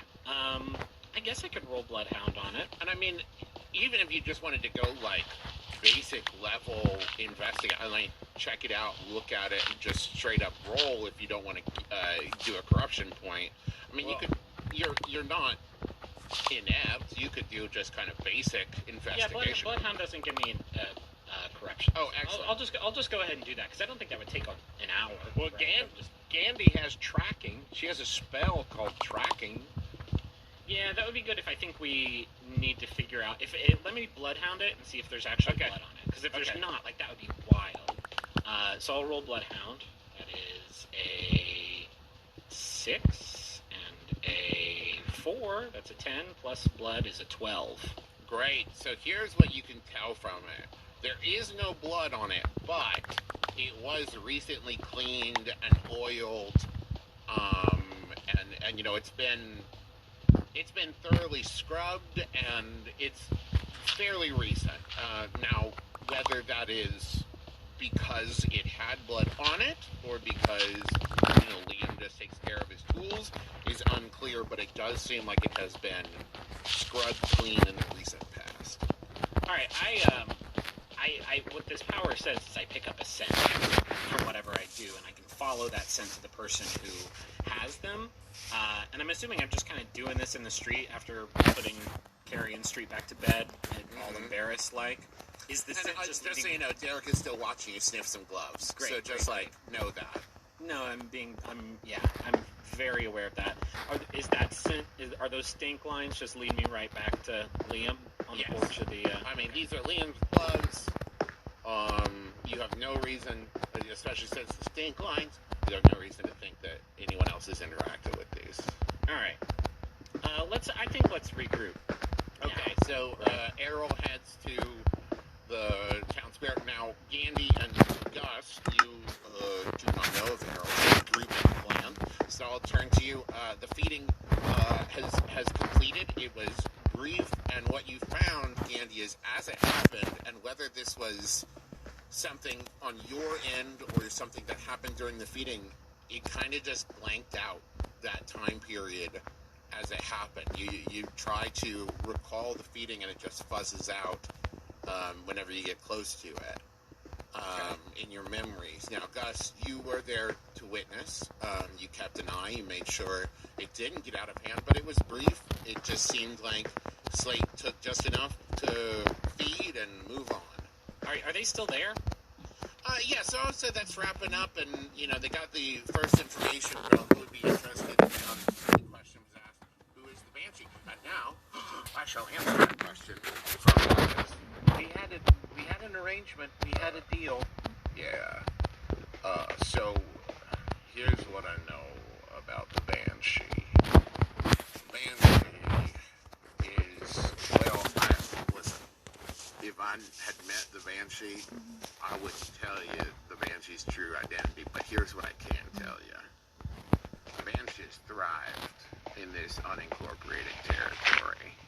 Business has been good for the Banshee, and I can't imagine the Banshee would want that to change. Now, that said,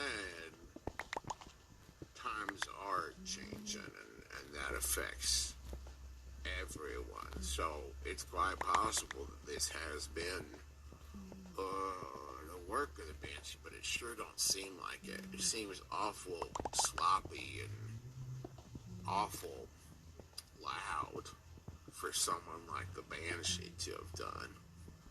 Oh, great. I gave up, 3 pints for that? What, you want me to just be like, oh yeah, it was Steve. Steve did it. Go get him. Like, Marcus is in a cage downstairs. He doesn't know shit about shit. What did you want to know? I wanted to know if it was Steve. You know what? Listen, I can tell you right now, it was Steve. Let's get him. It's Steve. But you'll never find... Steve is a ghost. I ring the bell again. It was Steve. Steve is Kaiser Soze. So what are you two gonna do now? If you want to just say, like, as you're heading out of Slate's home, you see Errol in the street. Save a little bit of trying to figure out why you would go looking for Errol, but I don't know, unless you guys want to do that. Yeah, let's have 10 minutes where we just wander down the streets of Dry River, just like, Andy! Augustus! Oh, no, I know. Augustus, do you have any cashews? I'm feeling really drained. He's a ghost. Well, no, I have ghost cashews. I actually don't know what would happen if you were to eat them. I will make them manifest, though. Oh, well, I'll take a chance. I'm starved. All right. Here you go. Ooh, one packet of the finest central cashews this side of the Mississippi. Salt and pepper. I love these. I'm Yes, going to say it's a that new you are having an intimacy moment right now. So I would like you both to do what happens when you have an intimacy moment. Okay. So for the Spectre, the intimacy, when you share a moment of intimacy, physical or emotional, with another person, you hold one. Whenever they get into trouble, you can spin your hold to be there. Cool. And right with a wizard, when you share a moment of intimacy, physical or emotional, with another person, if you don't, they're ongoing to escape until they get some intimacy somewhere else. So do you care about Gus? This is a big decision to be made after the ghost cache. Here's the idea of GM. I'm like, I don't care about ghost cashews. Of course I care about ghost cashews. We're making a moment here. And, I think that happens whenever someone has a delicious Parsons cashew. Augustus, Yes. you didn't have to keep an eye on me during the feeding, and I really appreciate the fact that you were there just in case something would come up, and mostly because you knew how afraid I was of death, and also because I think you got a little bit of a kick out of it. But you know what? I suppose you're correct. Augustus Parsons, fire and ice. I That's care enough about about you. I I care care about you. I suddenly feel like my ability to escape has become diminished somehow. That's love. That That is love in all of its forms and definitions. So, And you, Andy, you have my marker. If ever you should need me, I can assure you I will be there. well, the cashews go a long way towards, taking care of that. And I just want you to know, Do you want to see something really cool? A really neat part? He digs in his pocket. Yes. More. See, the more I just... the spectral cashews. You will not receive any nutrition from them, but it is a repeatable trick. amazing. So let's go over our clues. We did that already, so if we want to do like the propeller spin, that's what...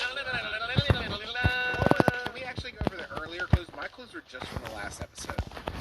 So if we have any earlier stuff that we think might be germane, I mean, I think we've got everything, actually. Yeah, the silver dust, and Dylan saying that she wouldn't want to talk.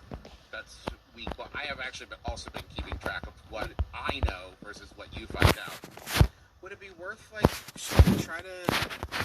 Let me ask you this, Travis. Are we at a point now where we can have a conversation and try to piece together... Absolutely. I think that would make good radio. Yeah. Okay, so let's regroup now that everybody's all cashewed up.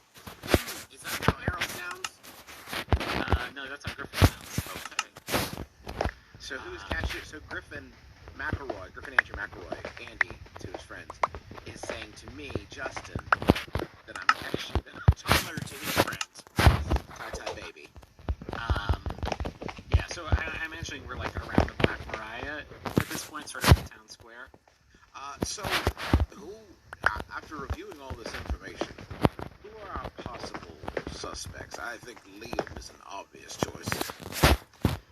Yeah, I mean, these are Liam's gloves, and I don't know, they seem to fit the murder weapon description as we know it. Well, the razor sharp claws and the dust from the local silver mine seems likely. I haven't really put the irons to Liam yet for finding out whether or not he'd done it, but it might be worth circling back there.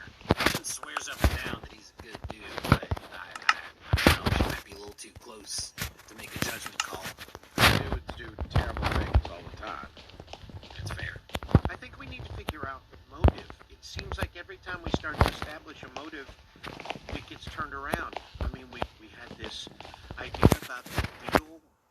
together and how everybody will benefit from it, but we have yet to find somebody who will benefit from it. I think motive is very important. We need to figure out what the motive would be for someone to kill him.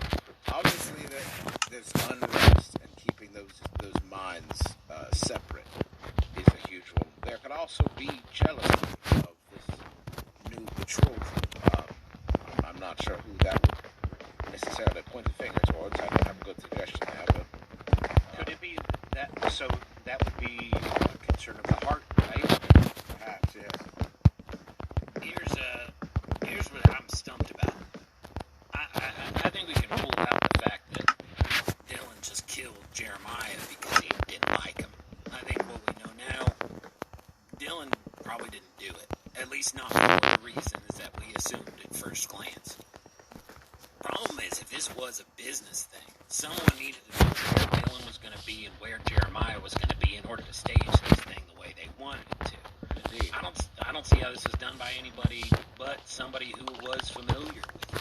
Somebody who would know how to set this framing up the way that it turned out. So that's what I'm torn between. I think the business problem is the business thing is probably the most likely answer for this, but it would need to be somebody who also knew the two of them pretty well. And speaking of business, our job here is to find out and to prove that Dylan didn't do it. The only way we're going to do that is to find out who did it. We have no evidence to submit at all to get Dylan off the hook. And that's what we were hired to do. Yeah, we ain't close. I think at this point we do things probably worth doing. I think it's probably worth talking to the Banshee. And speaking of, and I unclasp a pendant that I have around my neck and hand it to Gandy, and I say, this didn't work. Didn't really keep me hid from the Banshee in the way that you said it would. So that is, as you might imagine, pretty disappointing to me. But well, if you remember the warranty, it wasn't 100%. Well, and if I may, Griffin, so that it doesn't seem like Andy is a shitty wizard, just because you couldn't be located magically doesn't mean that there isn't other, that's a thing that people often take for granted in this world with magic and wizards, location spells and everything. It's like private eyes can just find you. Yeah, that's fair. I still give it back to her and say, I think we're probably square on that sort of facet of our arrangement. Sorry it didn't help. It's fine. It's not your fault. I'll give it to Uncle Oni. He can go through the specs and see. What about this glove thing? Would it be worth our time to have Uncle Oni take a look at it? I still have a couple more questions I can ask you. I mean, I snorted up its stink pretty good, and there's nothing on it. No blood or nothing. It's been clean, but the only traces I'm picking up on it is Liam. I don't know if your magic doll can figure out if it was used for a murder recently, but I think... I don't know how they could clean the blood and not the surface.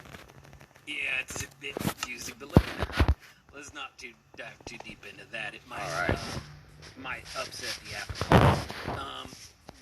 I think it's worth talking to the Banshee. And now that we do know Jeremiah and Ann were hitched, it's probably worth going to talk to them again, don't you think? Yes, I think that might be worth pursuing. Y'all want to split up? I suppose. I mean, I miss y'all. I feel like we, haven't had our us time. I'm not in favor of splitting up. All right. Yeah, here's the thing. I certainly don't want to go up against the Banshee without our full sort of capabilities as a crime-fighting unit, as it were. Why don't we go talk to Dylan, let him know what we know, and then head on up to Banshee HQ. I got a business card here. I guess it's got an address. Just to clarify, when you, the instructions on the back of the card, you explicitly say to come. Yeah, fuck off. No way. I mean, cool. Thank you, business card, but eat my shorts. Let's go talk to old Dylan first and see what we get out of him, and then go figure out a plan to take on the Banshee.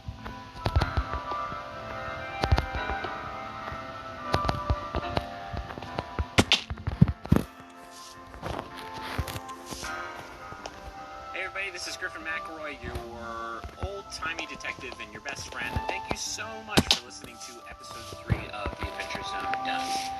We hope that you're enjoying it because we are, and I'm going to cuss here, we are enjoying the hell out of making it. And man, I so feel bad about that cuss. That was unnecessary. Thank you so much for tweeting about the show using the ZoneCast hashtag. If you do that, you might end up as a character in this arc or whatever we end up doing in the future.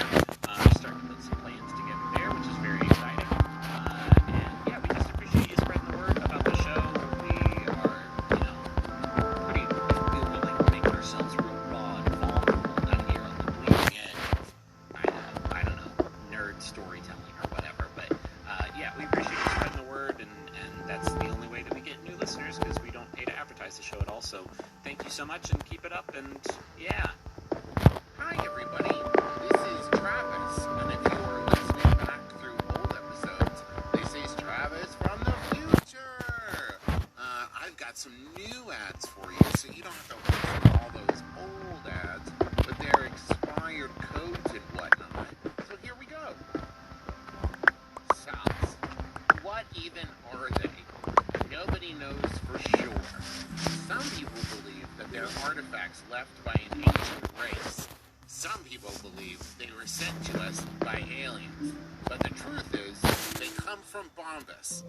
And Bombas is dedicated to making the most comfortable socks in the history of feet. And listen, I'm wearing them right now.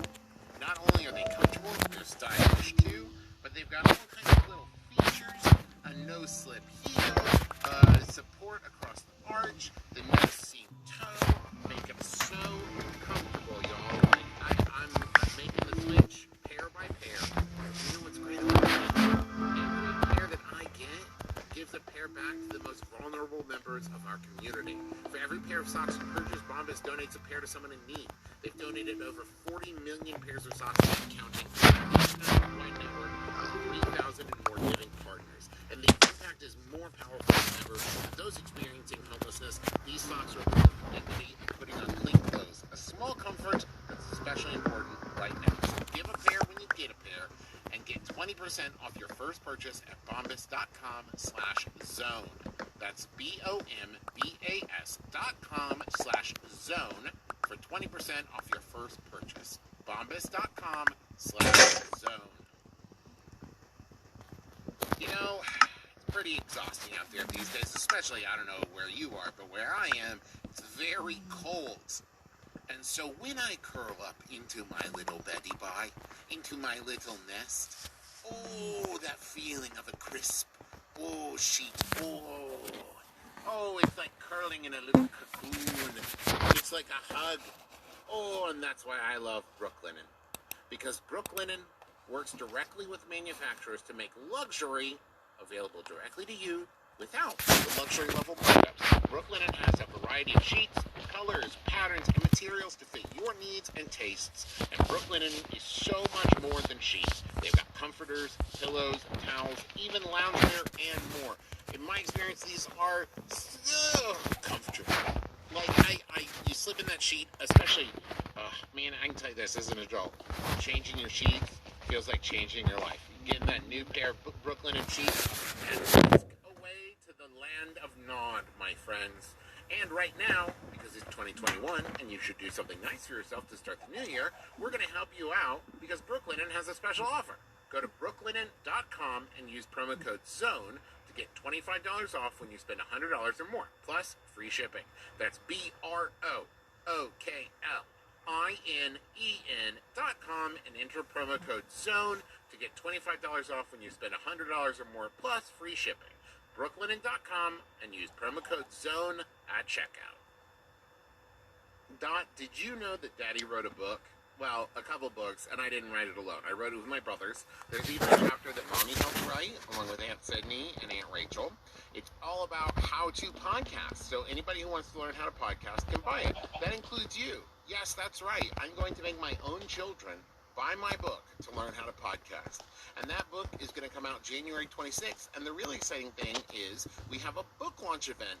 The book is called Everybody Has a Podcast Except You, and that launch event is coming next week. It's a free virtual event, and we partner with 6 independent bookstores. If you pre-order from them, you'll get an exclusively designed book plate signed by one of us with your copy while supplies last. Just go to bit.ly/McElroy Podcast Book Event for bookstore links and more event info. And baby Dot, I promise, I will give you my autograph even if you don't get one of the exclusively signed book plates. Also, we've got some new merch out. We got that Service Pin of the Month we've been talking about that benefits the NARAL. That's designed by Zachary Sterling. The NARAL fights for access to abortion care, birth control, pain for disease, and protections from pregnancy complications. We also have the Knights Templar 2 sticker designed by Tyler Reed. And we've got lots of other great merch over there. Just go check that out, McElroymerch.com. The Adventure Zone Crystal Kingdom is available for pre-order now. It's our fourth in our graphic novel series. You like that, right, Doc? You like all the pictures and stuff. I know you and Beaver both enjoy it. Well, if you go to theadventurezonecomic.com, you can pre-order that now. And the book comes out July 13th, 2021. And I just want to say,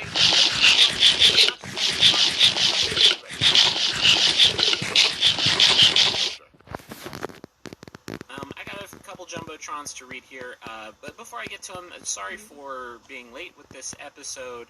We were doing something very strange last week that we had to travel for, and the travel got kind of goofed up, and we apologize for that. You will be able to hear the results of what we did last week, probably sometime in the next month or so. But yeah, apologies for everything. So we have an episode up today on Monday, and then we are planning on having another episode up on Thursday, so we will keep you in the loop about that. And with that behind us, let's get to it.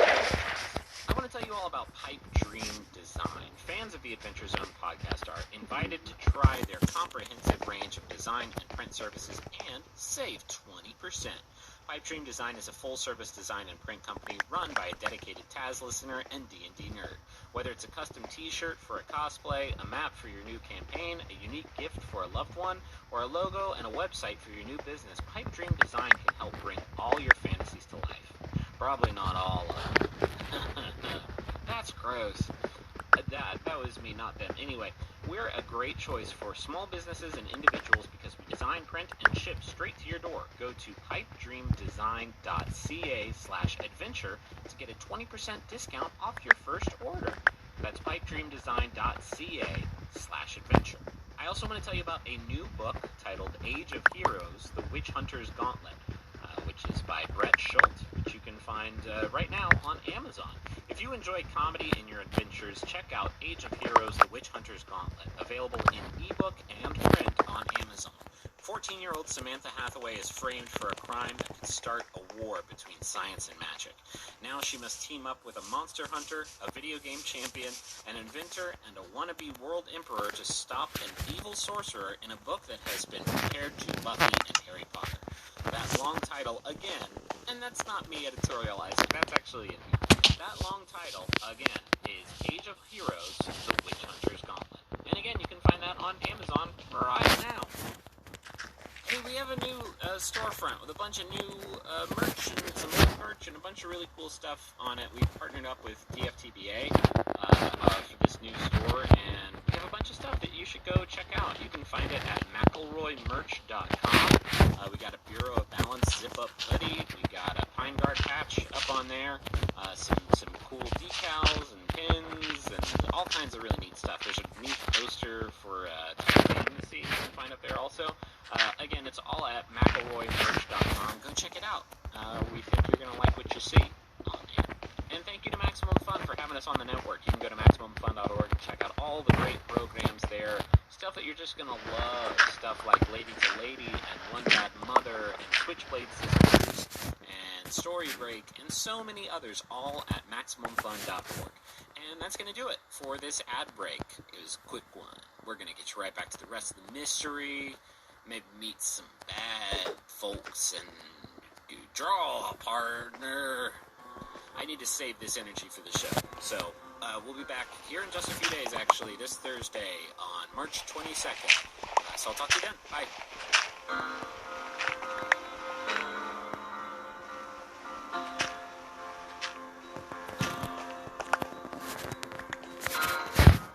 So you head in to the sheriff's office. Connors is there, of course, sitting at the desk. Kind of beat up on the desk, but still very much awake, just kind of keeping an eye on everything. Do you want to check in with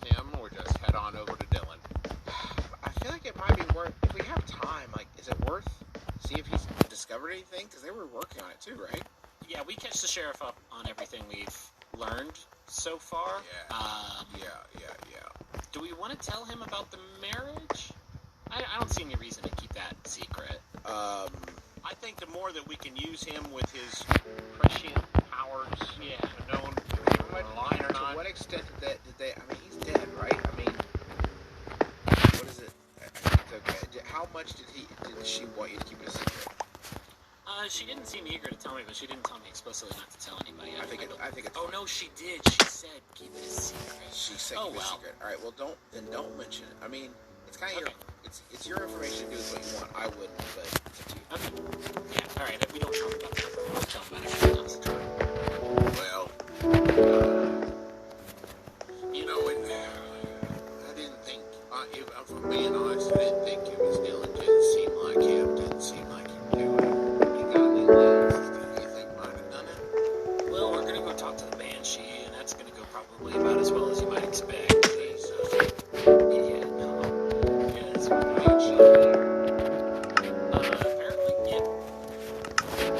I don't know if I'd do that, but it's your job. You do what you want. We being able to uncover much more than you. We talked to Silver. He said, he couldn't be sure, but when he walked up, Dylan didn't, he saw Dylan from a distance and couldn't tell if he had any blood on him or not. I mean, that just goes to support the theory that it weren't Dylan. And then, he saw Dylan over the body and kind of pick it up. And as he got closer, Dylan definitely had blood on him at that point. But once again, can't be sure he'd been drinking. And so he's not a super reliable witness, but it goes into the column of support for Dylan didn't do it. So that's good.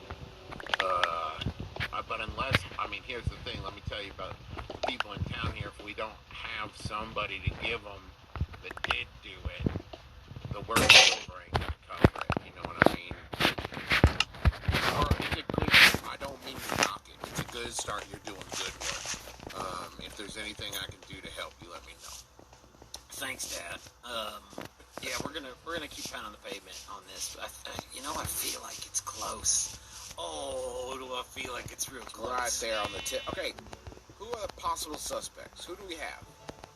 Who do we know? Liam. Any other name? Any? Okay, let's rule out by class. Any fangs? That might be able to benefit. The only fang would be Knox, right? He's the Blackwell's kind of second, but he is the most loyal. I don't even think it's worth looking into, but he's the only other powerful, respected fang. But no, trust me, wouldn't have hurt Jerry. He's Jeremiah's godfather. Wouldn't have hurt. I gotta tell you, pretty much everybody